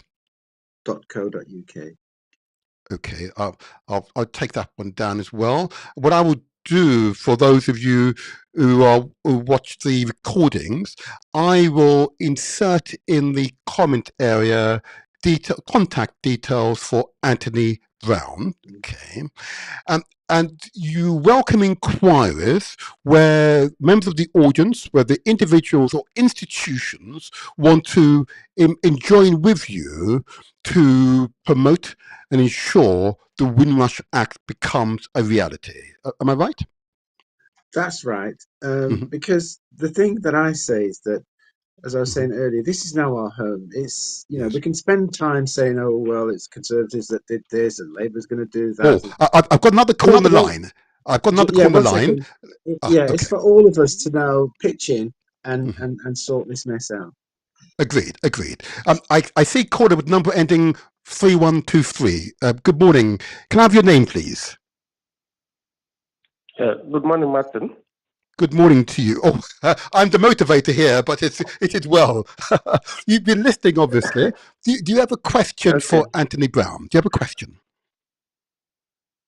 Yeah, I don't really have a question, but I just want to contribute based on what he said so far. Regarding the treatment of black people and people from the Caribbean in particular. And also the name Harold Wilson came up. Yes. So when listening to him, I hear everything, everywhere that there is evil, you find the name of Harold Wilson inside. So, and the name of Queen Victoria also surfaced, which means it is a premeditated agenda they have, because when they came to Africa, in the 16th century, when Victoria came to Africa, that is when they created this nonsense called Nigeria. You see this people called Nigeria. That's when Nigeria was created. They created something and said protectorate. 1885, yes. So that is the genesis of Nigeria and the problem they created. Yes. And Harold Wilson, being a Labour Prime Minister, was a former MP of Highton or Knowsley Council. He has been everywhere, committing evil. He came to Biafra land and the K children. He said that the British policy against Biafra will not change. How so Wilson said that, did he? Against Biafra. Right. Okay. Go ahead. Yes. Go ahead. British policy against Biafra during Nigerian Biafra war will not change because they don't know what Biafra is going to be. Since Biafra is dancing towards the communists, with the vast resources Biafrans have, they don't know what Biafra will be in future. So for Biafra to be free, it is a policy for British government made that they are not going to allow Biafrans to be free. This is their mindset. This is their law. And if I may, caller, the underlying treatment of people who are not white has come out in this most recent report that we've mentioned, with the independent report into the historical impact of these changes in legislation. I would urge you to read that report, but your point is well made, that this is, as Anthony's also alluded to, if it's happening in immigration, it's happening in health, it's happening in education, it's of course happened in foreign policy as well. And what you're highlighting is the impact of this mindset on foreign policy, British foreign policy, and specifically on Nigeria. Look, I'm not going to go down to discuss Nigeria today, but I will return to Nigeria, as you know, as a key subject in a podcast, not next Saturday, but the following Saturday. And you're more than welcome to call in or actively participate in that town hall discussion. But today, what I'm going to do, I'm going to let you go now and say thank you for the call. Thank you for listening. Spread the word, and we will make sure that together we make the difference. Is that okay? Okay. Thank you. Before I go, I want to say that what our brother said, I thank him so much for the effort they are making, because all of us are suffering it. Wherever you go, you see that very treatment is everywhere. Why I left London is because of the same treatment. They refused to give me a job that I'm overqualified. There you go. TFL. So the man in charge of that job is an Irish man. He went and brought his brothers and sisters and cousins and nephews, everybody fixed in the position, while 7 positions, while I have every qualification they needed. I even take permanent staff to site. The end of the day, those who doesn't got the qualification got the job. I hear you. Is there. It is everywhere. It is everywhere. So I thank you for the job you're doing. Keep it up. Thank you very much. And thank you for listening. And thank you for your call today. Thank you so much. Bye-bye. Bye-bye.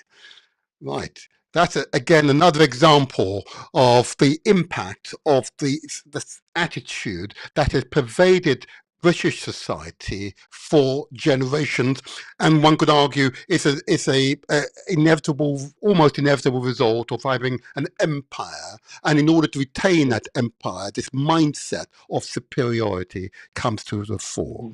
I think that's. Go ahead. But it is changing. It is Yes, changing, and agreed. we need to Without a shadow of a doubt.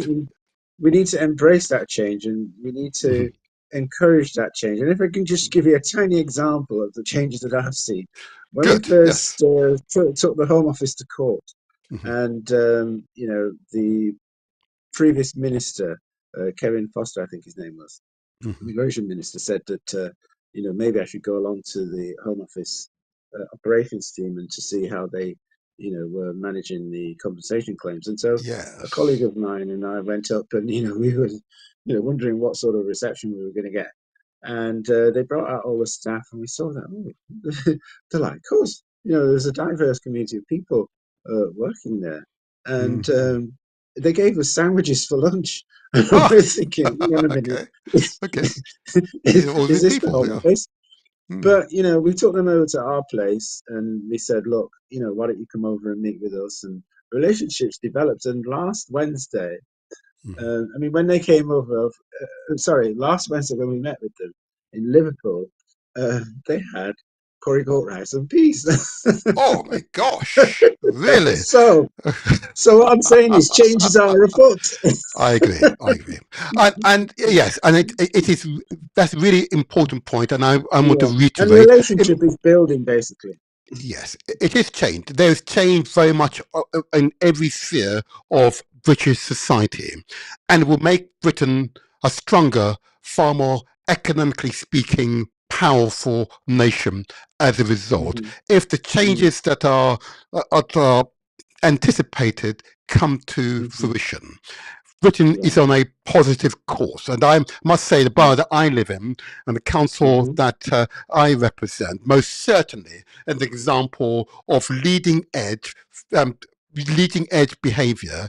Actions speak louder than words. We put in place policies, but as you say, it's how these policies are implemented, and I'm really pleased with the leadership here in Southwark, both political and officer leadership. We have an outstanding chief executive and a wonderful set of senior directors here who are very much glued in and believe and understand our equality strategy, so that, that every penny that is spent in this borough is spent as if it's our own personal money. And it truly is a people-powered borough. Absolutely right. That's So there's fantastic. change on the horizon.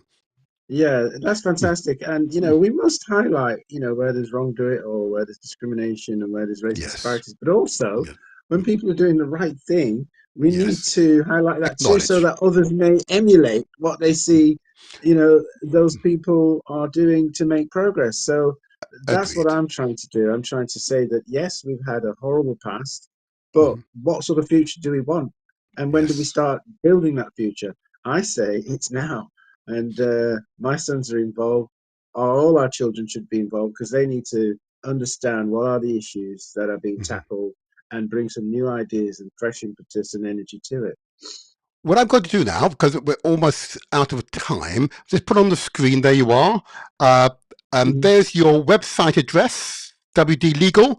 It's www.wdlegal.co.uk. There's an hashtag, of course, Windrush Act now. If you go through to the website, you can, of course, send a direct message to Anthony. And Anthony, can I ask you, whilst I've got this up on the screen, just to repeat the email address, which I don't have for some reason. Repeat your email address. It's Anthony with an H, ANTHONY .Brown 60. Sorry, Anthony.Brown at WDLegal. WDLEGAL legal.co.uk. Perfect. That's the email. And then our website is wdlegal.co.uk. Brilliant. Thank you very much. Thank you very much. And what I'm heartened by when I when I listen to you speaking is that the future is bright. There is no reason for men and women, young people, elders and others to feel depressed. We together are working together, and this issue doesn't just simply affect people who are non-white. You know, No, it has a. it's Go ahead. broad effect. Everybody has to pitch in. We have Mm-hmm. another initiative with the Home Office where we said to them, look, it's one thing giving people compensation, but there's harm throughout the community. How can we Yes. do something about that? Mm-hmm. And the government civil servants are given 5 days a year that they can volunteer in their communities. And we says, well, Right. why isn't anybody volunteering in our community? And Yes. they put it around, a notice around the Home Office, and 18 people volunteered. And what we've done is we've identified a group of young people who need support and mentoring, and we've created a mentoring program called Spark Mentoring. So some of the Windrush compensation scheme staff, not only are they working to process the applications, they're also working to support some of the people from our communities in terms of a personal development plan in terms of the direction they want to go in their careers and so on and Mm-hmm. so forth. So Mm-hmm. it's really developing that Powerful. relationship where people can look at ideas. Yes. It's not one idea that's going to do it. It's all these thousands of ideas that will come up that will then Yes. Yes. help to rebuild our communities. Because what we're saying is this is now our home. If you were living in a home, you'd expect your brother to help out with the younger ones. You'd expect, your parents to provide some sort of guidance and support and resources. And so there's action in the home for everybody. But the home must also reflect some of your interest in your culture and so Mm-hmm. on. And, you Mm-hmm. must feel safe and secure in that home. So Yes. these are concepts that everybody can understand. And if we work together, we should be able to build a better future. And that's what we want to do with this campaign. What I've got to do is just put the last slide on the screen, and this is for you, of course, Anthony, and thank you for all your work. But I just want to say this. We're calling for the Windrush Act, and I'm going to use your term, the restitution. Since 1948, the citizenships of those who arrived on the Windrush and that of their descendants has been repeatedly eroded, particularly by the 1971 Immigration Act and by the current hostile environment.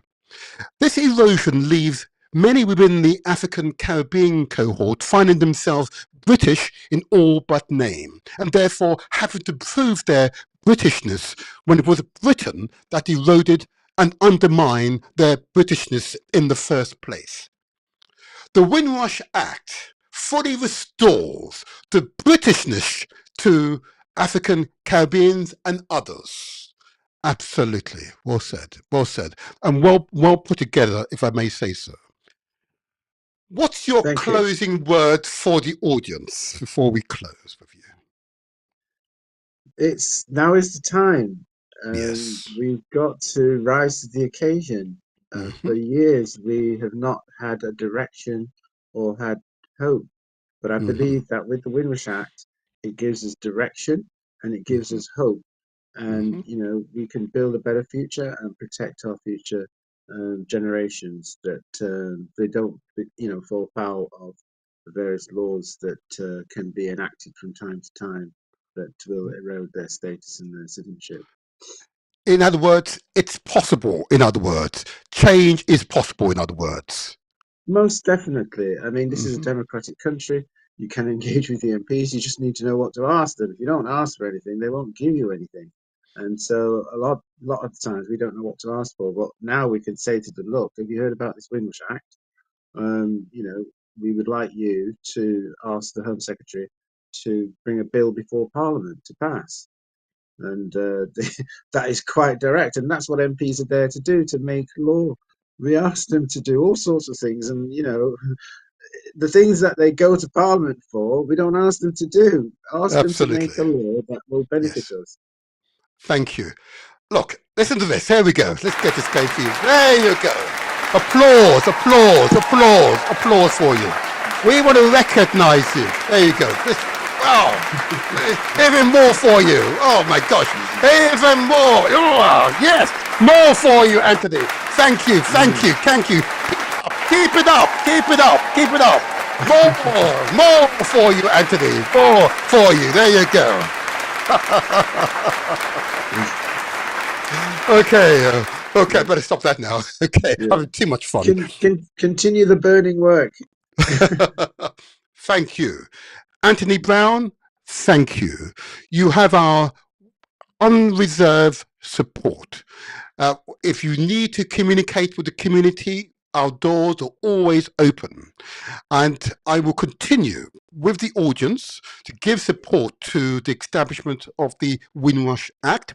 You just need to tell us what we need to do, and we will follow your lead. I know that you work with other Windrush organizations, Windrush National Organization and others. I know you work in concert, but Yes. together we can all make the difference. Anthony Most Brown, definitely.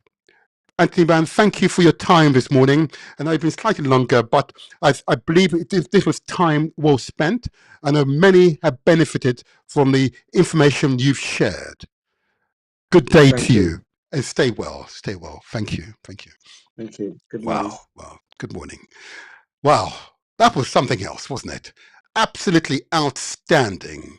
And if you need to speak to him, okay, you've seen the details put up earlier.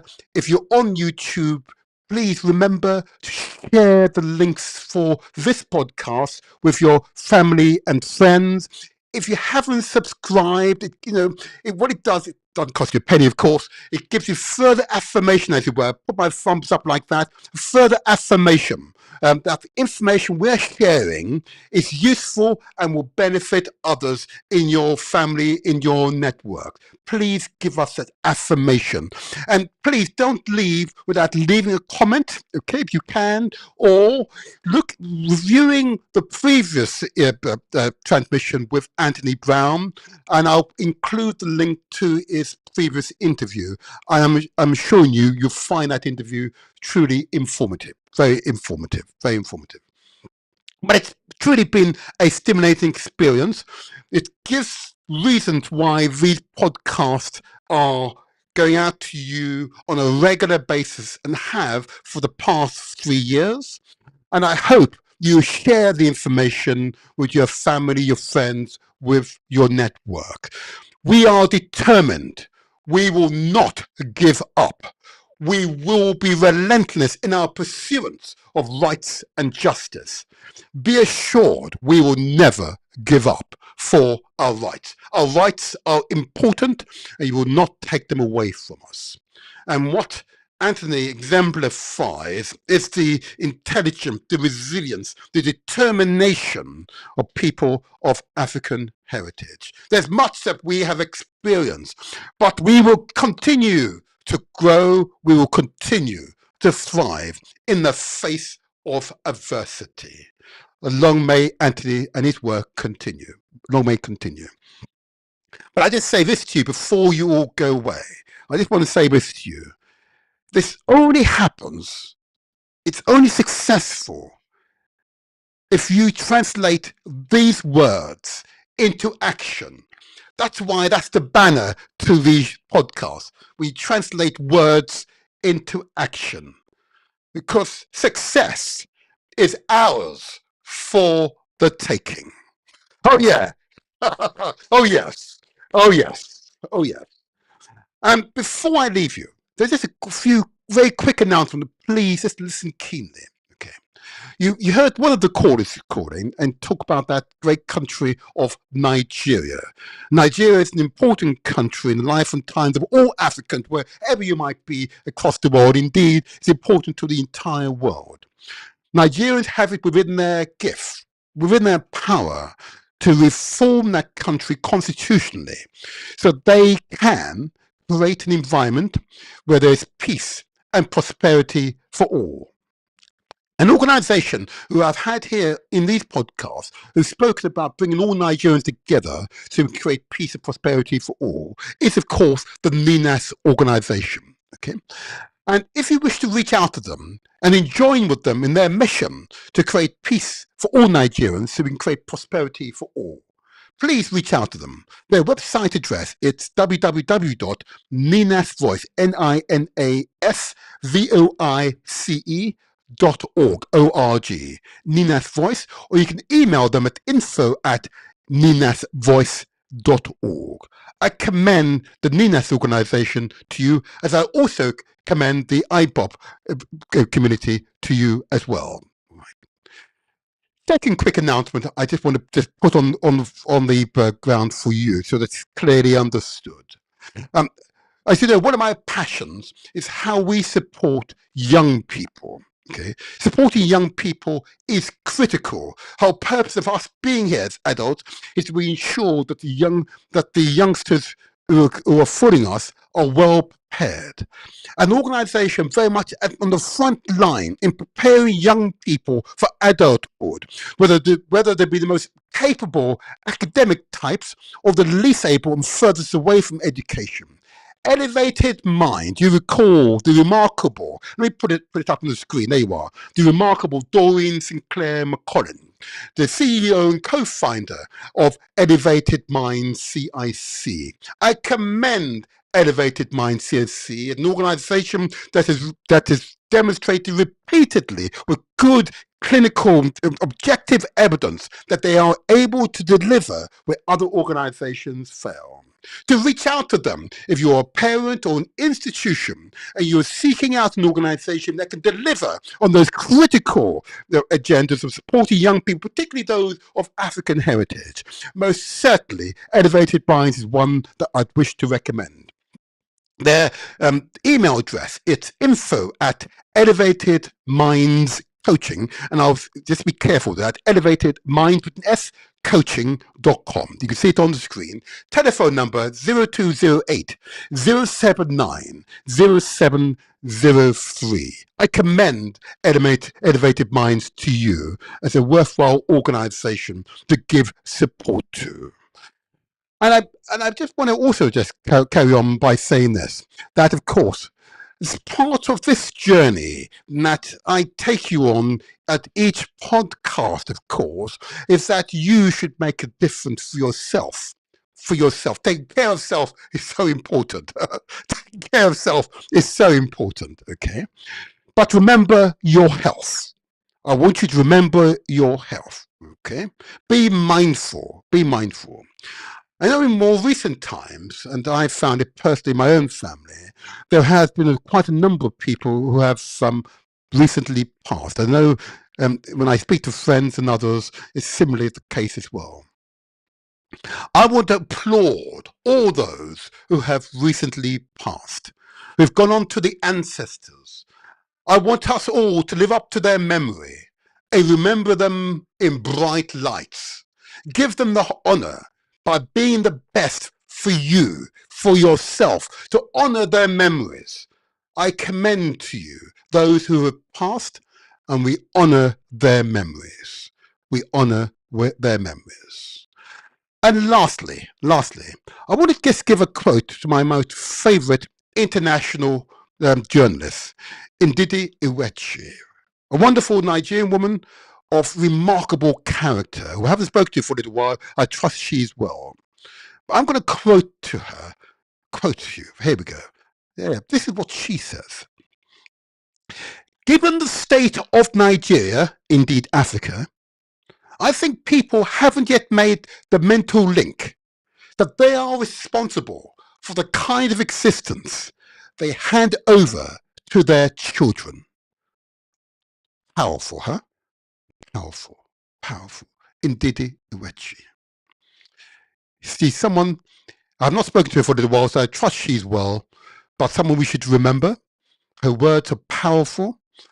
I believe all Nigerians have the capacity, both individual and collectively, to effect the changes necessary so that there can be genuine growth. Yep, genuine growth. Peace and prosperity. I know you have it within you. You don't need external interventions. Nigerians have it within them. to make the necessary changes in their society so that they can have peace and growth. We, as all Africans, West Africans, East Africans, South Africans, Northern Africans, all from the Caribbean, Europe and others, can all join with Nigeria so they can find a peace, so we can generate prosperity for all. That's my message to you all. That's my message to you all. Very, very important. But what I want to do now is to leave you with the intro video. I believe you would agree with me that Anthony Brown's presentation, the information he shared with us today, was both illuminating, exciting, empowering, because you could see the future, you could see what is possible. And with a progressive Labour government that we now have, with clear statement of intent by the now Prime Minister, Sir Keir Starmer, there is hope on the horizon, not like the other lot, I'm sorry to say, who had the independent report and didn't publish it. It took the new government to publish what was and is a very challenging read for government officials, that's for sure. And the explicit language that is used in the report is unmistakable. It is unmistakable. But there is a light at the end of this tunnel. There is hope. And those of you who have yet to regularize your stay here in Britain, please put your heads above the parapet, okay? We're all working hard for you so that you can live a long and prosperous life, free from tension or feelings of alienation. And together, we will make the difference. So what I'm going to do is play the intro video. I want you to stay and watch it to the end. I narrate it, but the narration is intended so you don't have to strain your eyes on the screen, okay? But the words are primarily from the independent report, and some of those words are from the Anthony's report as well, but primarily it's from the Home Office independent report. I want you to watch and listen keenly. And once you've done so, please do not simply go away. I want you to leave a comment if you're on YouTube or Facebook, okay? I want you to share the links to this podcast. And if you haven't done so already, please subscribe or give us a thumbs up. There has to be an affirmation that the information that we're sharing, you found illuminating, empowering, and you want to share it with others. Praise be, praise be. But thank you. Until the next podcast, I remain the Motivator. The Motivator Show. The internet's most inspirational podcast. Every Saturday morning from 8 to 10 a.m. Support the Windrush Act. Yes!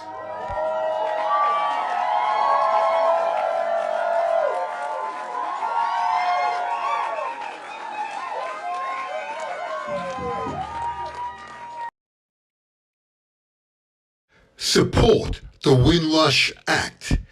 Yes!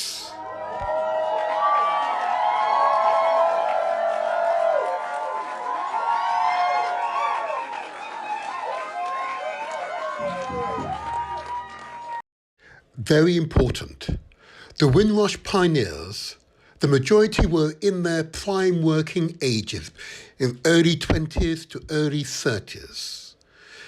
The 1948 British Nationality Act was an Act of Parliament of the United Kingdom on British nationality law, which defined British nationality by creating the status of citizens of the United Kingdom and colonies as the sole national citizenship of the United Kingdom and all of its colonies. Support the Windrush Act. Yes!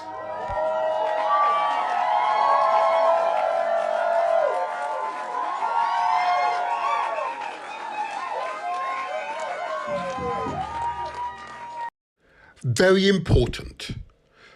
The Windrush pioneers are intelligent, enthusiastic, skilled, and loyal. The 1948 British Nationality Act gave people from the colonies the right to live and work in Britain. The government needed workers to help fill post-war labour shortages and rebuild the economy. Caribbean countries were also struggling economically, and job vacancies in Britain provided an opportunity for personal growth and prosperity. Support the Windrush Act. Yes!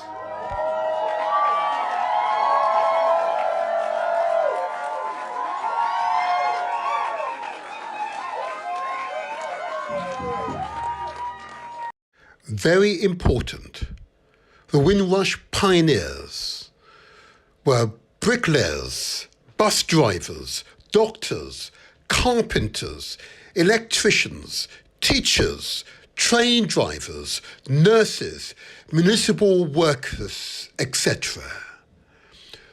The 1948 British Nationality Act.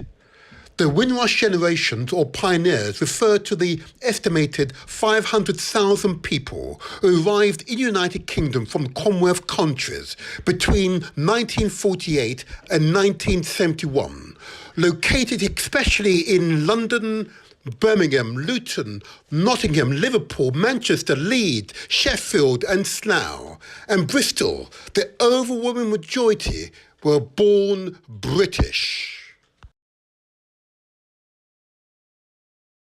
Support the Windrush Act. Yes!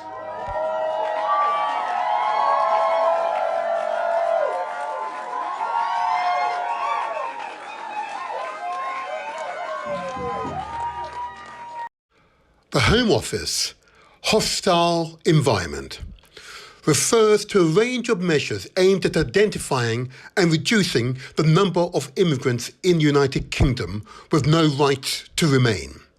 Many of these were introduced by the Immigration Act of 2014 and 2016 and include measures seeking to restrict illegal immigrants renting property in the United Kingdom, driving, having a bank account and accessing benefits and the NHS. Some of these measures included data sharing between other government departments or external organisations and the Home Office, and the requirement for document checks for those providing certain services. Support the Windrush Act. Yes!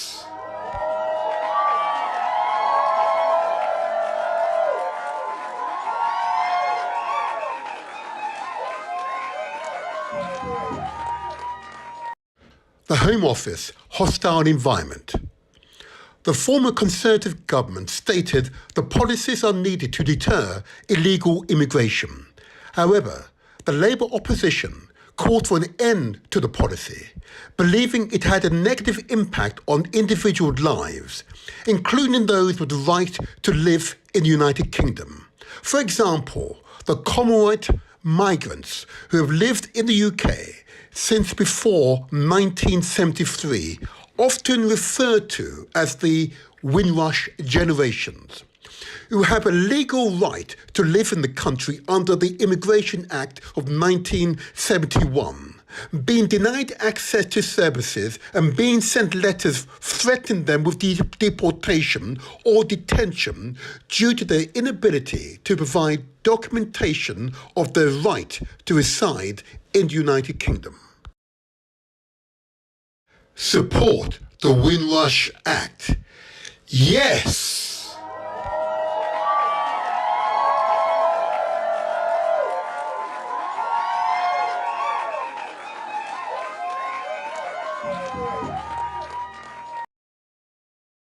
The Home Office, hostile environment. Prime Minister Theresa May, Prime Minister between 2016 to 2019, has apologised to the Caribbean heads of government for the treatment of the Windrush citizens and promised that no one would be deported. The then Prime Minister told a meeting with Caribbean leaders she wanted to dispel any impression that her government was, in some sense, clamping down on Commonwealth citizens, particularly those from the Caribbean. On Tuesday, I met with Caribbean leaders, where I gave an absolute commitment that the UK government will do whatever it takes, including where appropriate payment of compensation, to resolve the anxieties and problems which some of the Windrush generation have suffered. These people are British, they are part of us, they helped to build Britain, and we are all the stronger for their contributions. Support the Windrush Act. Yes!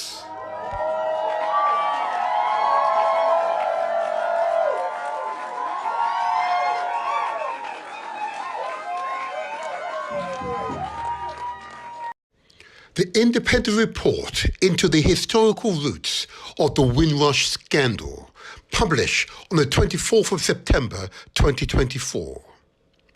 This report is a response to the Wendy Williams Windrush Lessons Learned Review, which was published on the 19th of March 2020. In particular, it addresses Williams' Recommendation 6, which states that the Home Office must ensure that all its existing and new staff learn about the history of the United Kingdom and its relationship with the rest of the world, including British colonial history, the history of inward and outward migration, and the history of Black Britons. Support the Windrush Act. Yes!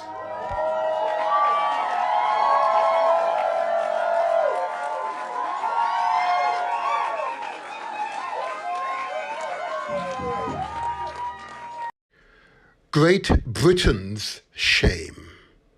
The independent report into the historical roots of the Windrush Scandal, published on the 24th of September 2024.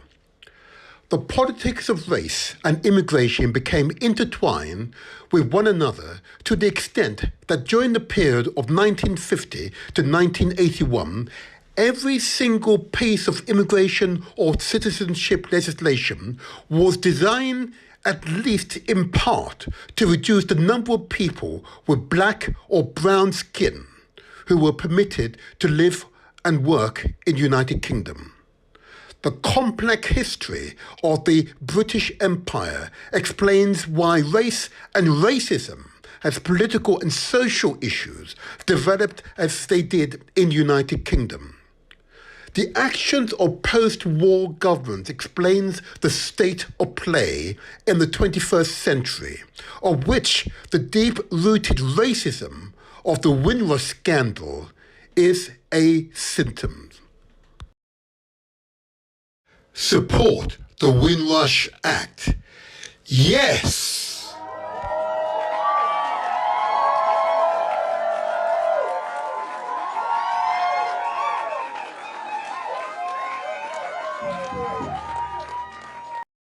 Great Britain's shame.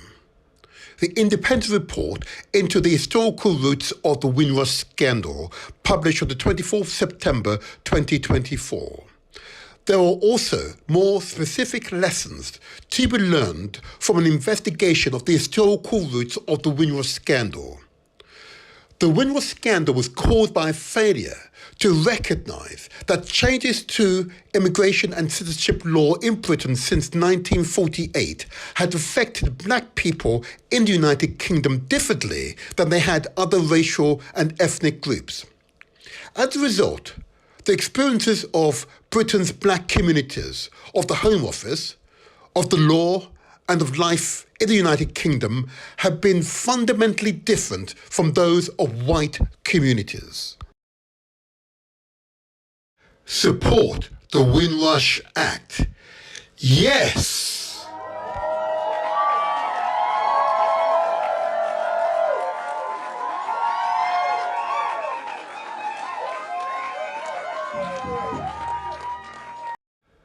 Great Britain's shame. the independent report into the historical roots of the Windrush Scandal, published on the 24th September 2024. There are also more specific lessons to be learned from an investigation of the historical roots of the Windrush Scandal. The major immigration legislation in 1962, in 1968, and 1971 was designed to reduce the proportion of people living in the United Kingdom who did not have white skin. The Prime Ministers involved include Harold Macmillan, who served between 1957 to 1963, a member of the Conservative Party.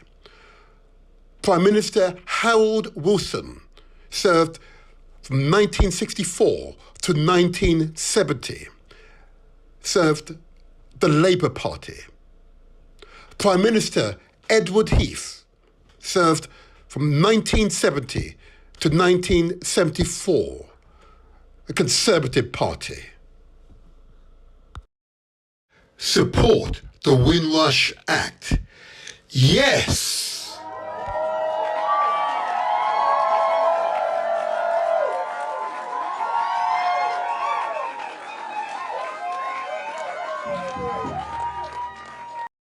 Great Britain's shame. The independent report into the historical roots of the Windrush Scandal, published on the 24th September 2024.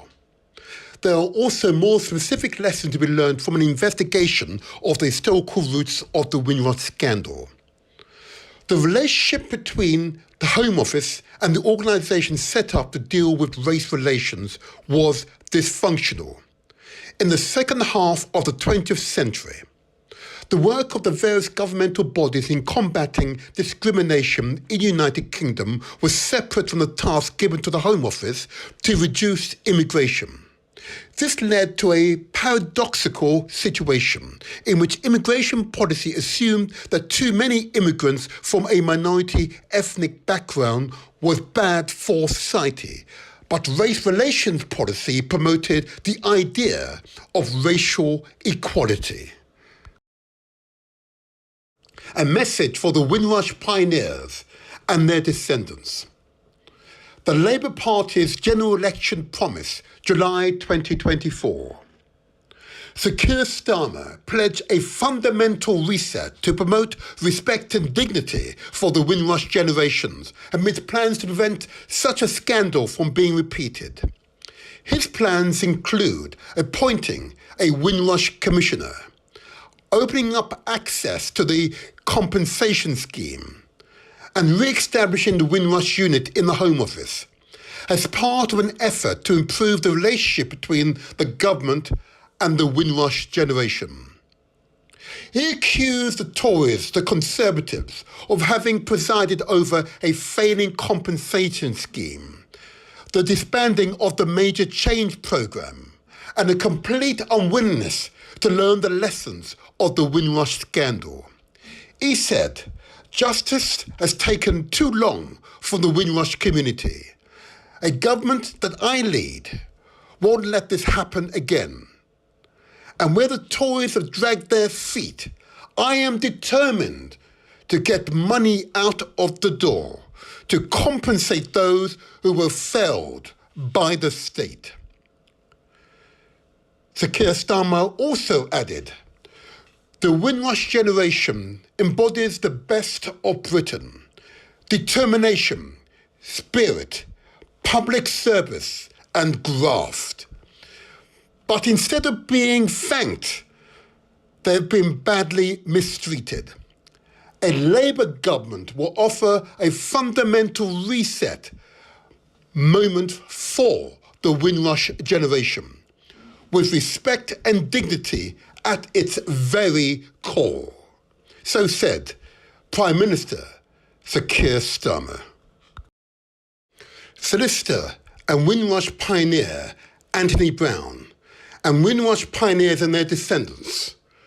We're calling for a Windrush Act in recognition by the United Kingdom that his past actions have unfairly impacted on people of African Caribbean descent, both living in the United Kingdom and in its former colonies. It is a recognition that this impact has consequences across all aspects of people's lives. Citizenship, community cohesion, education, criminal justice, work, health.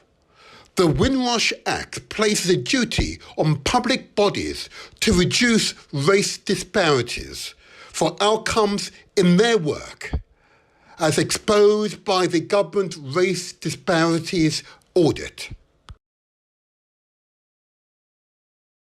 Solicitor and Windrush pioneer Anthony Brown. Windrush pioneers and their descendants. We are calling for a Windrush Act, an apology for the wrongs that have been done historically by the United Kingdom to people of African Caribbean descent.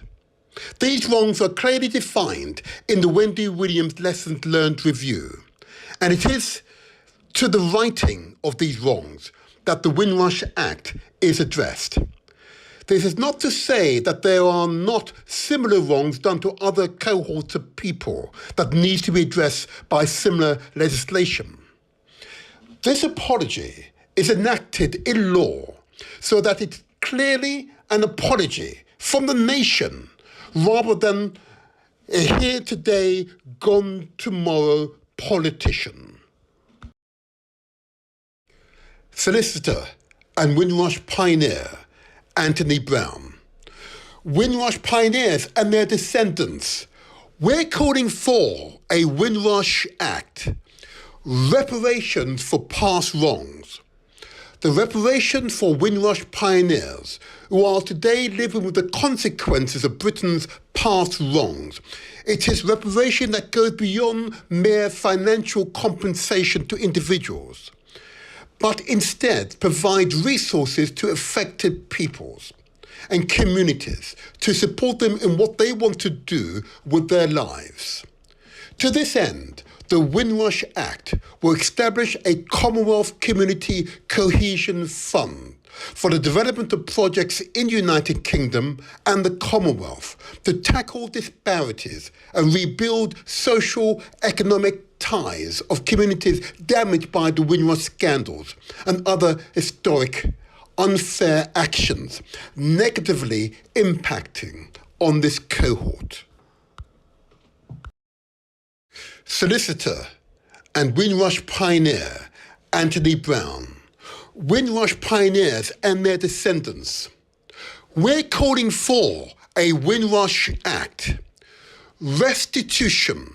Since 1948, the citizenship of those who arrived on the Windrush and that of their descendants has been repeatedly eroded, particularly by the 1971 Immigration Act and by the current hostile environment. This erosion leaves many within the African Caribbean cohort finding themselves British in all but name, and therefore having to prove their Britishness when it was Britain that eroded and undermined their Britishness in the first place. The Windrush Act fully restores the Britishness to this cohort. Solicitor and Windrush pioneer Anthony Brown. Windrush pioneers and their descendants. We're calling for a Windrush Act, remembering to this day, United Kingdom prefers to tell a story about its colonial past that is often unrecognisable to those who live that past. Only by telling a more honest story about its colonial past can the country show that its citizens of colonial descent are as worthy citizens as any other. The Windrush Act holds the state and its education system to a more honest telling. The Windrush Act remembers what Great Britain meant to those pioneering men and women who saw in the country a set of ideals and values that led them to board the SS Windrush in 1948. We're calling for a Windrush Act. Actions speak louder than words. The time for action is now. Translate our words into action. Contact WD Legal. Website address www.wdlegal.co.uk.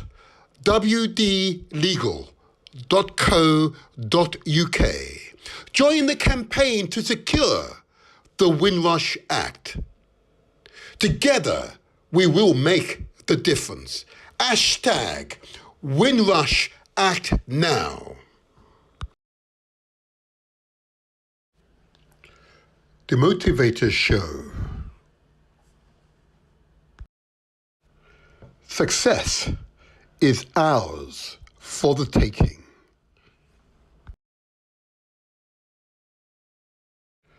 Subscribe to our YouTube channel. It's free. Press the like button and don't forget to leave a comment.